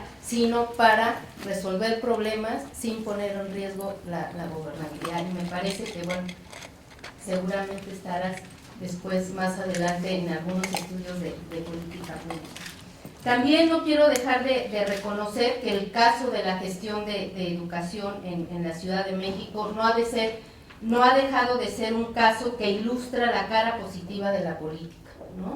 Es un espacio donde afortunadamente en estos últimos años se han conjuntado muchas voluntades políticas y reitero, para solucionar problemas públicos y en beneficio de sus ciudadanos. Entonces, me parece que en eso también el DF tiene una riqueza. Seguramente los otros estados lo tienen, pero bueno, el caso que más conozco es el Distrito Federal, ¿no? Mis comentarios los he pensado en varios sentidos. Primero, llamar la atención de algunos puntos que tú ya has hecho visibles, que es la complejidad política de la gestión educativa en el DF, porque por eso digo que te ganas el atributo de emprendedora de políticas, porque no es fácil. No es tan fácil como tú nos lo platicas, ¿no? Lo platicas así porque eres una mujer muy entusiasta, muy positiva, muy constructiva, pero lograrlo seguramente no será fácil. Enseguida quiero abordar algunos aspectos, ¿no?, del diagnóstico que tú también ya has anunciado, y también llamar la atención sobre algunas de las primeras decisiones de carácter político que tú también ya has anunciado, para terminar con algunas reflexiones y algunas preguntas que a mí me gustaría que compartieras, las respuestas las compartieras con este público, ¿no? Como decía, el Distrito Federal lo caracteriza una complejidad política muy importante por varias razones, ¿no? En primer lugar, como tú ya anunciabas, estamos hablando de la única entidad de la República Mexicana que continúa bajo la responsabilidad de la Federación, es decir, bajo la responsabilidad de la Secretaría de Educación Pública. En consecuencia, se trata, ¿no?, de un proceso inconcluso de descentralización educativa después de poco más de 20 años de haberse iniciado un proceso de descentralización. También otro punto importante es que el gobierno del DF ha sido gobernado, ¿no?, por un partido distinto al que ha gobernado la presidencia de la República, y en ese sentido, bueno, a pesar de tensiones, el Distrito Federal ha podido construir muchas capacidades institucionales, ¿no? Y ahora, bueno, está en puerta la reforma política, que eso ya terminará de definir, ¿no?, el estatus del Distrito Federal. Otro elemento muy importante en el DF es que hay una lucha muy importante por quién controla la educación en la capital de la República. Está la Secretaría de Educación Pública, el CENTE, la CENTE, ahora la Secretaría de Educación del DF, que no tiene muchos años, es muy reciente, ¿no? Y en medio de esta lucha pues se encuentra el gobierno del Distrito Federal con atribuciones limitadas, pero con capacidades para potenciar políticamente sus actividades en el DF, ¿no?, especialmente a partir del 2007 con la creación de la Secretaría de Educación del DF. Si bien, otro elemento que tú muy bien señalabas es que si bien el DF cuenta con muchos recursos, con muchas capacidades, con las mejores condiciones para tener los mejores resultados y los mejores indicadores, esto no es tan así, ¿no? Ya anunciabas tú, hay buenos y malos resultados, y sobre todo, bueno, persisten problemas que se comparten también en otras entidades de la República, que tienen que ver con el analfabetismo, la falta de acceso, la deserción, pero sobre todo la calidad. Entonces, estos son algunos de los elementos que hacen muy complejo, o más bien que caracterizan la complejidad política en la gestión del Distrito Federal. Entonces, pues, nuestros mejores deseos, que vas, creo que por un buen camino, ¿no? Entonces, bueno, ¿cuál es el reto de la gestión local en educación? Es precisamente, bueno, el DF no es responsable de la calidad de lo que aprenden los niños y las niñas de esta ciudad, pero sí juega un papel muy importante en el sentido que puede coadyuvar, y creo que a eso es lo que apunta, construyendo mejores condiciones. Pero ahora lo que veo en tu estrategia política, no solamente crear mejores condiciones, sino sí generar un nuevo patrón, ¿no? Un nuevo, no sé si llamarle modelo educativo, pero sí fortalecer otras cualidades y capacidades de los individuos, ¿no? Estas, que tú lo decías muy claramente, no es una cuestión de conocimiento, sino es fortalecer capacidades emocionales, otro tipo de capacidades intelectuales, que eso apunta a una mejor ciudadanía, ¿no? Eso me parece muy importante tenerlo claro en una estrategia política. Entonces, bueno, ¿cuál es el sentido que va tomando la gestión educativa en el Distrito Federal? Y tú ya has anunciado algunas tensiones y por dónde se han ido, ¿no? Seguramente en estas discusiones está inclusión versus calidad, y me parece o considero que a lo mejor hay mayor oportunidad de incidir en la inclusión que en la calidad, o habría que ir modificando también el concepto de calidad, ¿no? Que eso no es calidad en términos de logro educativo, sino es calidad como ustedes la van entendiendo. Entonces, bueno, no obstante esta complejidad política, hoy con la nueva gestión gubernamental, es decir, con la secretaria Mara Robles al frente de la Secretaría de Educación del DF, se ha tomado la decisión, y ya tú lo decías, de salir de la falsa disyuntiva entre descentralización o actuación propia de cada gobierno. Aquí quiero hacer un paréntesis. Parece realmente, yo lo que hice fue meterme en la página de la Secretaría, meterme en los discursos, y también te auguro creo que una política de comunicación muy exitosa, porque yo justamente he captado muchas de las cosas frases que tú has vuelto a decir el día de hoy. Entonces, bueno, creo que tiene un impacto en el público que te escucha y que te educa, ¿no? Entonces, vuelvo a mi texto.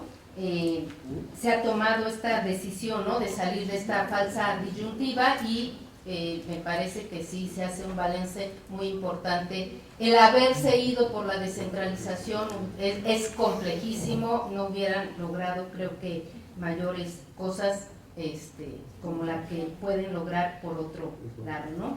Y en este sentido, la idea es pasar a una estrategia política de colaboración con participación en beneficio de la inclusión, pues como tú misma has señalado en algunos de tus discursos, y ahora lo reiteras, los niños del DF no son ni federales ni estatales, ahora decías ni delegacionales, son mexicanos y tenemos que cuidarlos juntos. Ese es un tema muy importante. Me parece que en la discusión, incluso en la discusión de ahora de la reforma educativa, no tenemos en el centro esto, ¿no? Seguimos, y cuando nos toca viajar a los estados, vemos esto, las escuelas federalizadas, las escuelas estatales, y los únicos perjudicados pues son los niños. Con esta cita quiero llamar la atención sobre el sentido que me parece ha tomado la gestión educativa local del 2013-2018. La educación es un asunto de todos, también ya lo decía, y en consecuencia se requiere de la convergencia de distintos actores en la resolución de problemas educativos, tales como la exclusión y la inequidad en los servicios educativos, aunque pertenezcan a distintas fuerzas políticas. Me parece que es de una grandeza política, de una estrategia política muy importante ver esto, ¿no? En consecuencia, una de las primeras decisiones que marcan la gestión de la secretaria Mara Robles es la firma de un convenio a la manera de un gran acuerdo político intergubernamental entre el secretario Chaufet y el jefe de gobierno Miguel Ángel Mancera, a propósito de comenzar a construir la ruta de intervención gubernamental en materia de educación.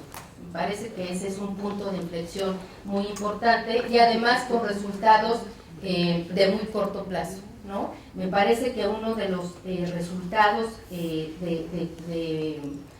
más importantes de corto plazo, y que ha permitido diseñar esta estrategia política y de políticas educativas, es que este convenio, bueno, ya tú nos aclararás, permitió la entrada de la Secretaría de Educación del DF a las escuelas. Antes no podían entrar, ¿no?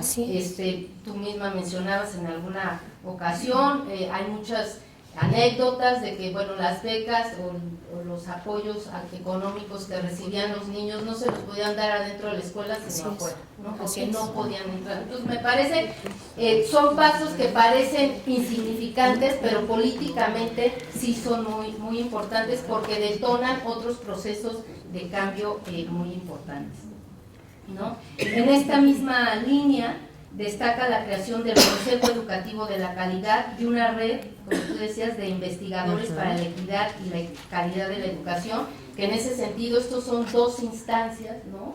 O dos organizaciones o estructuras, no sé cómo llamarles, ahora muy importantes que pueden, ¿no? Y que van a ser, bueno, herramientas para no creo que herramientas más que para diseñar, para implementar, ¿no? Este proceso de cambio.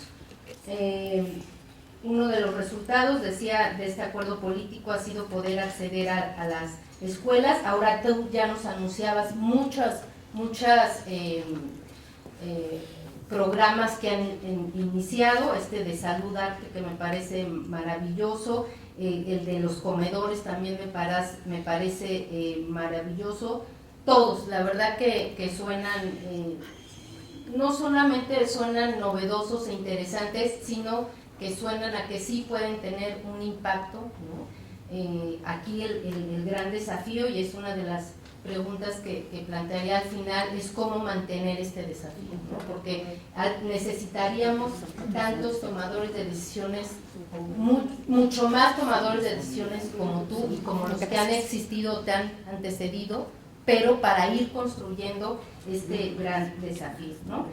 También quiero llamar la atención, y porque lo encontré el primer día que me metí a la página, el anuncio de un programa que se llama Transformando la Educación. Ahora no lo mencionaste, pero me emocionó mucho porque se fue a anunciar o a empezar su gestión en una de las delegaciones más marginadas, de mayor desigualdad, que es la delegación Iztapalapa, y sobre todo se compartió con una escuela que nosotros, a partir de la investigación que hicimos en el DF, aparece como un caso exitoso de nueva gobernanza local, que es la escuela secundaria Capón, ¿no? Entonces realmente es un espacio, una escuela en donde estaba en ruinas, ¿no?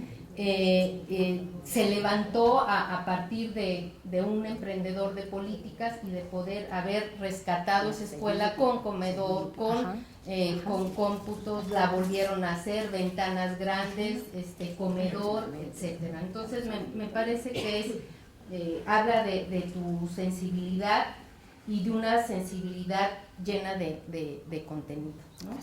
Entonces, bueno, de acuerdo a estas primeras decisiones que se han tomado en la Secretaría de Educación del DF, podemos derivar que el diagnóstico del cual se parte en esta gestión es que la acción gubernamental no se puede dar a solas, ya que los problemas educativos a los cuales hay que dar respuestas con políticas ameritan el concurso de distintos actores gubernamentales y no gubernamentales, junto con la ciudadanía en su conjunto. Los problemas que se anuncian ya en tus discursos, ya en estos primeros programas, tienen que ver con déficits o deficiencias en la calidad educativa, con la falta de equidad, con rezagos educativos, con temas, con problemas de salud. Con base en ese diagnóstico se vislumbra ya un mapa de políticas educativas locales construidas en torno a la idea de que el proyecto educativo de la Ciudad de México es parte central y estratégica de la política del desarrollo local. Esa parte es muy importante, es una parte que se ha venido construyendo, como tú misma también lo anuncias en otros discursos, pero que sí ha tenido un detonador muy importante en este último lustro o década, ¿no? Eso es muy importante, que eso no se pierda de vista, ¿no? Esta articulación. ¿Cuál es el mapa de políticas que se vislumbra aquí? Bueno, acciones para mejorar desempeños en español y matemáticas, uso de las TICs. Bueno, tú has anunciado ya aquí mucho, yo no me detendría en ellos porque creo que es preferible poder entablar un diálogo contigo, pero finalmente me gustaría plantearte algunas preguntas, ¿no? Al revisar, como les decía, las páginas de la Secretaría de Educación del DF los discursos, encuentro que si bien hay una claridad en la estrategia política, y hoy tu exposición eso lo muestra muy bien, no encuentro la misma consistencia en términos del mapa de políticas, ¿no? Y me explico. En algunos espacios encuentro una priorización de políticas en donde destacan los temas de infraestructura, alimentación, violencia, deserción, alfabetización, salud, arte, etcétera. Y en otros destaca una idea muy interesante que ahora tú también la anunciaste al final, que es la idea de una ciudad educadora. Ahora le llamaste del aprendizaje, como una política más, ¿no? Aparece en donde yo encontré como una política más, cuando en realidad, ¿no? Y ahora tú ya lo anuncias, se puede convertir en un eje articulador de las políticas educativas locales, ¿no? Esa es una. Otra es, ¿qué decir de este programa Transformando la Educación? A lo mejor me perdí en algún momento, pero aquí ya no lo vi anunciado. ¿Y por qué quiero llamar la atención de este programa? Porque tiene que ver con la educación en las delegaciones, ¿no? Y me parece que a lo mejor a partir de la reforma política que está ahora por aprobarse, bueno, pues cuál va a ser el papel de las delegaciones, ¿no? Y sobre todo creo que se puede hacer mucho desde las delegaciones hacia la educación. Lo mismo, ¿qué decir sobre los centros comunitarios pensados como comunidades de aprendizaje, ¿no? Acá a lo mejor ya no se anuncian, pero están anunciados en otros espacios. Entonces, la idea es, o más bien mi inquietud es cómo ir viendo que todas estas decisiones ya tomadas, y no solamente decisiones, ya están transformadas en acciones de política pública, no se vuelvan un popurrí y pierdan fuerza y finalmente pierdan el gran horizonte que tienen, ¿no?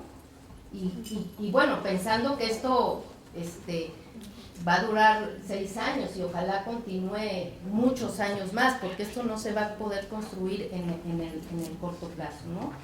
Lo más importante es que se inició con esta visión, ¿no?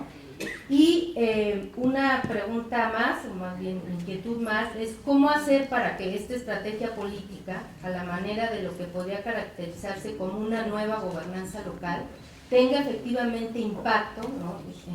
Como te decía, en igualar condiciones, ¿no? En mantener los resultados que de alguna manera ya tiene el DF, aunque el DF no, los resultados en términos de aprendizaje no es responsabilidad, ¿no? del DF, y como decía en un principio de mi reflexión, cómo mantener esto para generar realmente nuevos patrones en torno a la educación. Entonces, por mi parte es todo. Muchísimas gracias y creo que ha sido una excelente presentación. Muchas gracias y felicidades. Muchas gracias.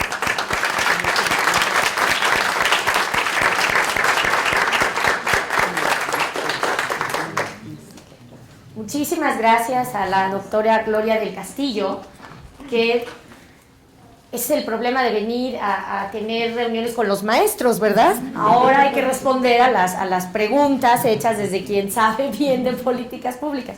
Pero además quiero agradecer muchísimo la exposición de la doctora Gloria del Castillo, no solamente por su generosidad y la enorme bonomía con la que ha tratado nuestra intervención, desde el enorme conocimiento que ella tiene, porque fue precisamente con un texto de Gloria del Castillo en donde en la Escuela de Administración Pública del Distrito Federal llamamos a un grupo en un seminario para discutir si deberíamos luchar o no por la descentralización, y Gloria inmediatamente dijo: tengo una opinión, no venía preparada, pero tengo todos estos libros, estas publicaciones, esto es lo que hemos hecho con nuestros grupos de trabajo, con nuestros tesistas. Entonces realmente Gloria para nosotros es un referente en el conocimiento y en la investigación educativa en el Distrito Federal, así que de verdad me siento muy orgullosa y muy honrada de que hayas sido tú quien fuera nuestra comentarista. Muchas gracias. Además, Gloria sí dice lo que nosotros, yo creo que deberíamos completar nuestra estrategia de comunicación con ella, porque aclara 3 cosas que en general no se conocen y son muy importantes. Lo que ella dice es: el gobierno del Distrito Federal, en estricto sentido, no es responsable de la calidad educativa, salvo en el Instituto de Educación Media Superior, en nuestra prepa de Tepito, en el bachillerato digital de la UNAM que tenemos en convenio, y en el bachillerato digital que no mencioné porque no, pero en el resto, en efecto no, en estricto sentido, es decir, no tenemos la administración, no tenemos el poder ni en educación básica, ni en la mayoría de la educación media, y mucho menos en la educación superior. ¿Quién le va a venir a decir aquí a todas las universidades autónomas y a los centros de investigación como este lo que tienen que hacer? Pero, como muy bien ha dicho Gloria, en efecto, la decisión de esta administración es que, sin renunciar a seguir contribuyendo decididamente a generar condiciones de equidad, que fue en lo que nos apertrechamos en los anteriores 13 años, sin renunciar a eso, porque ni una sola beca, ni un solo apoyo, ni un solo centavo de la inversión que hacemos en materia educativa, que son 6,000 millones, y digo inversión porque efectivamente no es un gasto, es una inversión y debe crecer esa inversión, sin ceder un ápice en esa convicción, que es lo que define, entre otras cosas, a un gobierno de izquierda. Sí nos hemos propuesto incidir en la mejora de la calidad de la educación, porque no es posible que quien gobierna la ciudad durante un periodo tan importante como el que los gobiernos de izquierda han ganado las elecciones en el DF, menos aún con la cantidad espectacular de votos que obtuvo el doctor Miguel Ángel Mancera, resulte que el gobierno no tenga capacidades para incidir sobre la calidad de la educación de los hijos de sus ciudadanos. Sería un despropósito y además estaríamos incurriendo en una irresponsabilidad no digna de gobiernos de izquierda.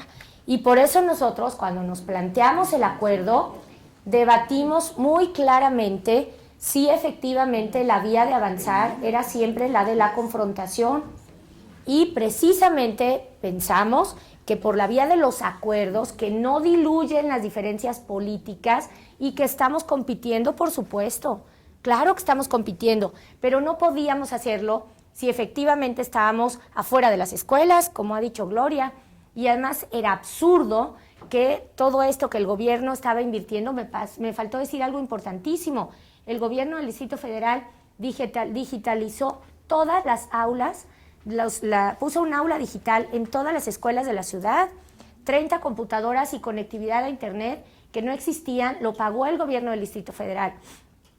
Y esas aulas no tuvimos las condiciones para capacitar a los profesores y que hagan de las computadoras una herramienta más para la enseñanza y el aprendizaje. Ese es otro paso que también tenemos que dar.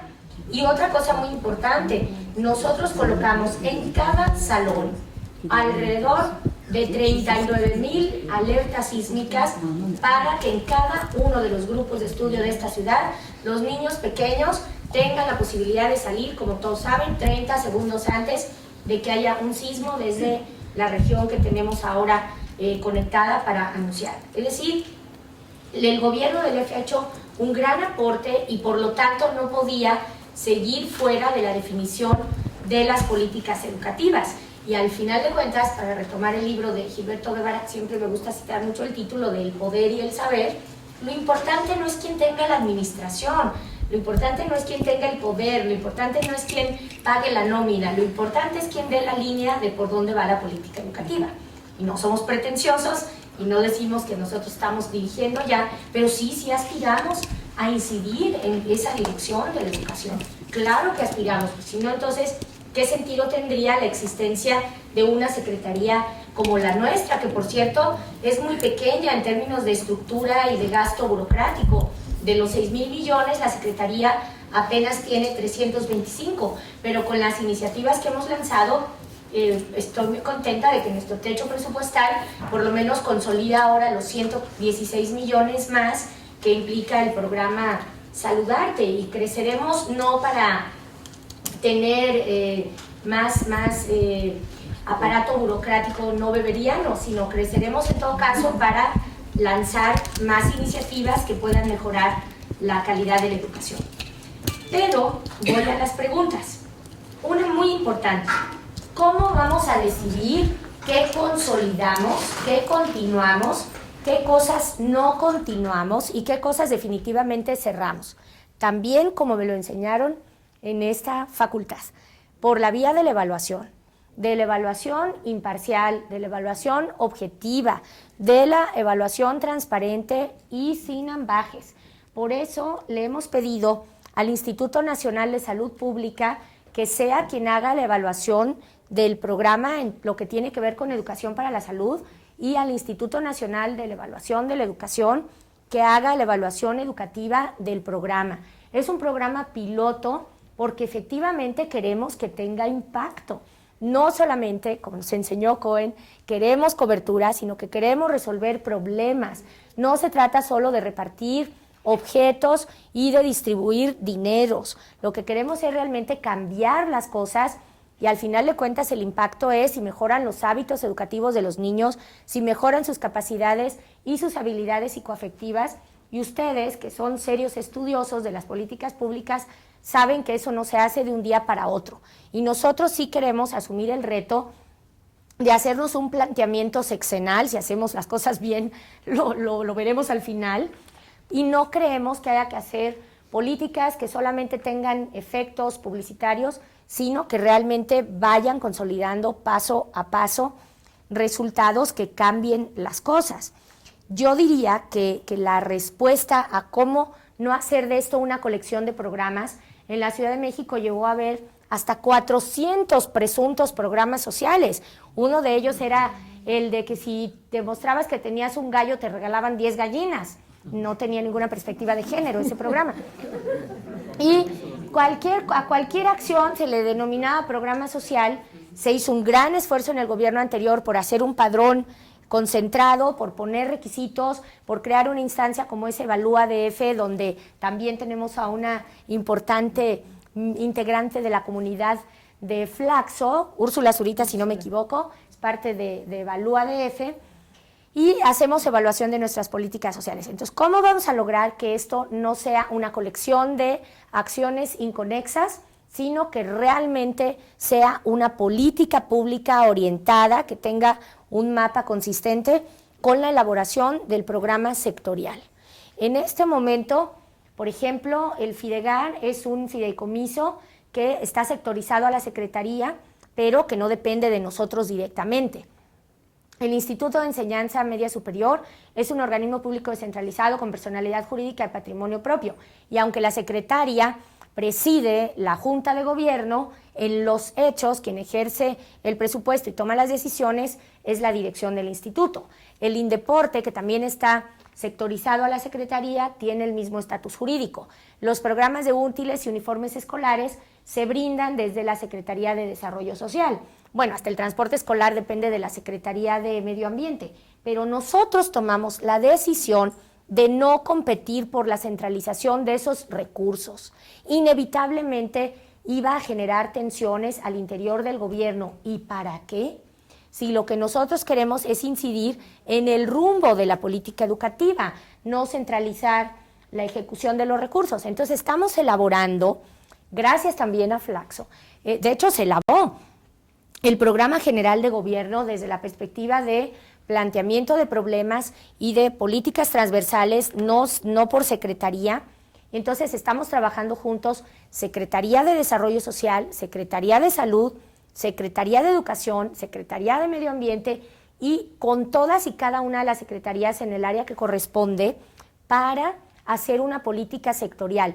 Esto que decía Gloria es muy importante. ¿Qué pasa con lo de infraestructura? Cuando recién arranqué, hice mucho énfasis en que había una decena de inmuebles en la ciudad que habían tenido daños presuntamente estructurales por los temblores de marzo del año pasado.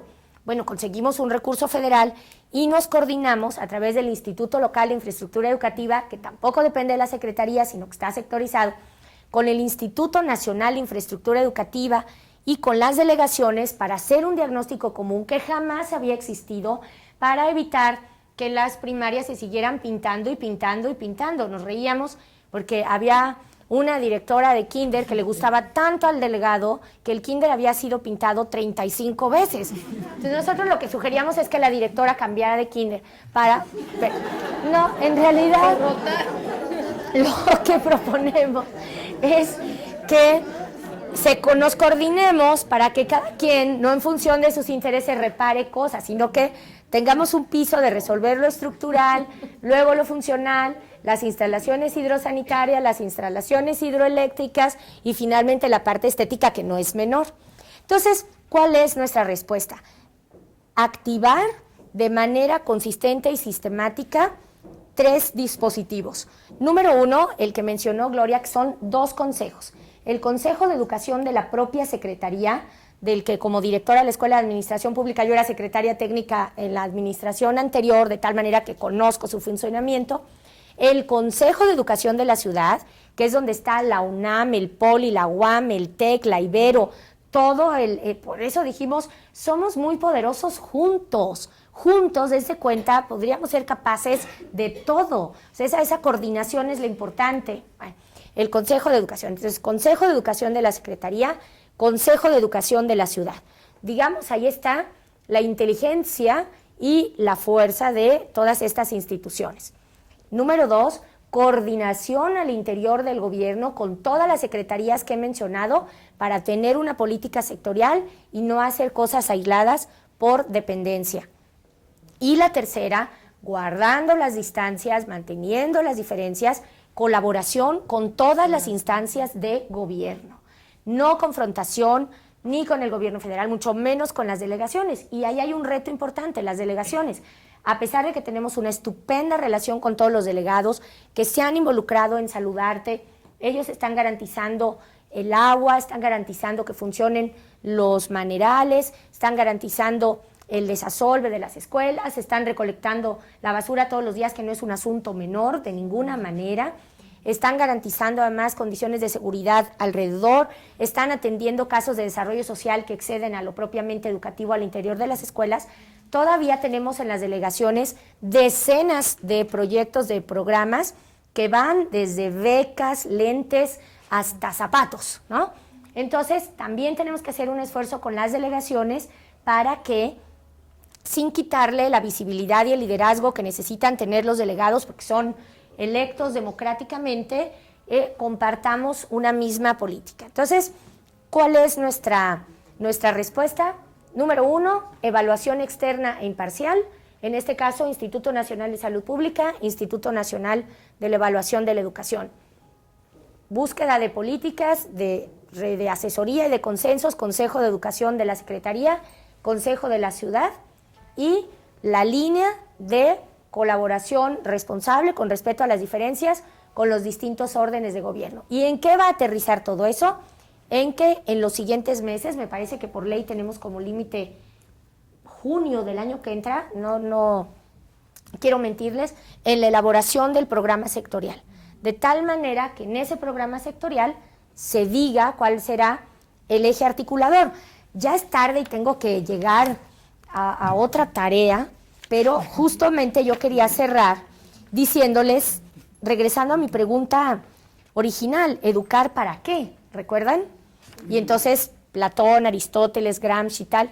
Entonces, ¿ahora qué? Y entonces nosotros estamos retomando los valores de la época actual que han planteado UNESCO y UNICEF. Perdón, pero antes de ir a ese cierre, quiero decir en qué quedó lo de transformando la educación. Pues fue la chispa que encendió Saludarte, porque en la escuela Japón es donde me di cuenta que había comedor, que había no sé si el número sea exacto, pero hay alrededor de 600 niños o más en esa escuela, y solamente 200 comían en el comedor porque tenían dinero para pagar. Entonces me pareció catastrófico, inadmisible, que el resto de los niños estuvieran a expensas de lo que cada familia les podía mandar o no para comer, y había unos que no comían nada. Entonces, lo que decidimos fue hacer el planteamiento de comida totalmente gratuita en los lugares donde fuera necesario. Yo creo que habrá escuelas con mejores condiciones que quizá que si los papás dan 5 pesos al día, imagínense por 5 pesos una comida de esta naturaleza más todas las clases, o en algunas escuelas a lo mejor hasta 10, ¿no? Porque parte de la equidad también es, y el debate de políticas universales o focalizadas. Bueno, pues si no hay dinero que alcance para que todo sea gratuito, bueno, pues que los que puedan pagar algo, paguen algo, de tal manera que se llegue a más. Y esto, bueno, el tema de centros comunitarios. Nos hizo también favor de realizar una primera evaluación Aurora Loyo y Beatriz Calvo sobre los centros comunitarios, y lamentablemente no encontramos evidencia científica de que hubiéramos logrado aumentar el número de alfabetizados, ni tampoco de que hubiéramos logrado suficiente inserción de niños indígenas en la educación.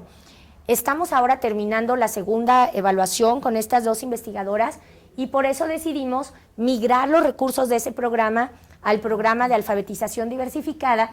Y el próximo martes a las 2:30 de la tarde, están invitados, daremos a conocer los resultados del Seminario de Educación Indígena y Multicultural. Acabamos de firmar el convenio con el CIESAS para que el año que entra lancemos una iniciativa muy importante de educación indígena. En eso se transformó Transformando la Educación, y en alfabetización diversificada se transformó los centros comunitarios. Entonces, ¿cómo mediremos el impacto? Precisamente será tarea de estas instancias que he mencionado para la elaboración del plan sectorial. Entonces, ahora sí termino. Sí respondí a todas las preguntas, ¿verdad? Bueno, y entonces sí termino diciendo que, bueno, que educar para qué. Pensamos que deberíamos retomar los valores que la UNESCO y la UNICEF han lanzado, pero como dice Freire, lo importante en la educación no es tratar de convencer a otro de lo que uno piensa, sino darle dudas y preguntas para que tenga la oportunidad de reflexionar y discutir.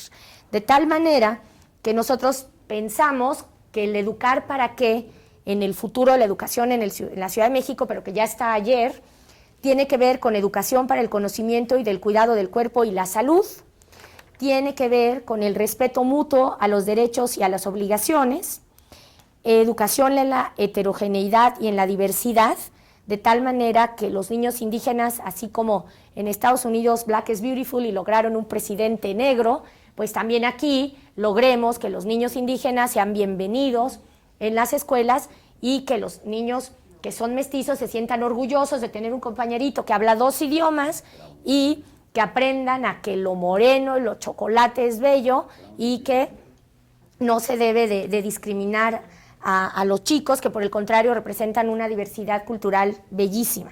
Educación en artes, ¿no? Para la música, el canto, el teatro, para cambiar la visión de la rigurosidad y la seriedad y la severidad en las escuelas. Educación en tecnologías, los niños son nativos digitales, ellos nos dan la vuelta a cualquier adulto en la capacidad de comunicarse mediante dispositivos electrónicos, y queremos, por cierto, cuidarlos a través de educación para que se cuiden de los riesgos de la red, como la pornografía infantil, como el abuso, como el robo de identidad y otros peligros, pero eso solo puede ser por la vía de la educación. Educación de género, educación sexoafectiva y educación también en los lenguajes y en la comunicación, educación en riesgos. Termino diciéndoles que no podemos solamente proponernos, como ha dicho muy bien Gloria del Castillo, acciones y programas exitosos pero inconexos. Efectivamente, lo que tiene que lograr el gobierno del Distrito Federal es hacer el planteamiento de una política educativa que tenga un sentido ideológico. Ideológico no quiere decir partidista ni tampoco de adoctrinamiento. Quiere decir con un sentido de lo público que garantice que los niños, que los jóvenes, que los estudiantes aprendan conocimientos significativos para sí mismos y en beneficio de la sociedad. Yo creo que con la ayuda de todos lo podemos lograr y que eso en los próximos meses está construido y sin duda Flaxo será como siempre uno de nuestros aliados más importantes para lograrlo. Muchas gracias. Gracias.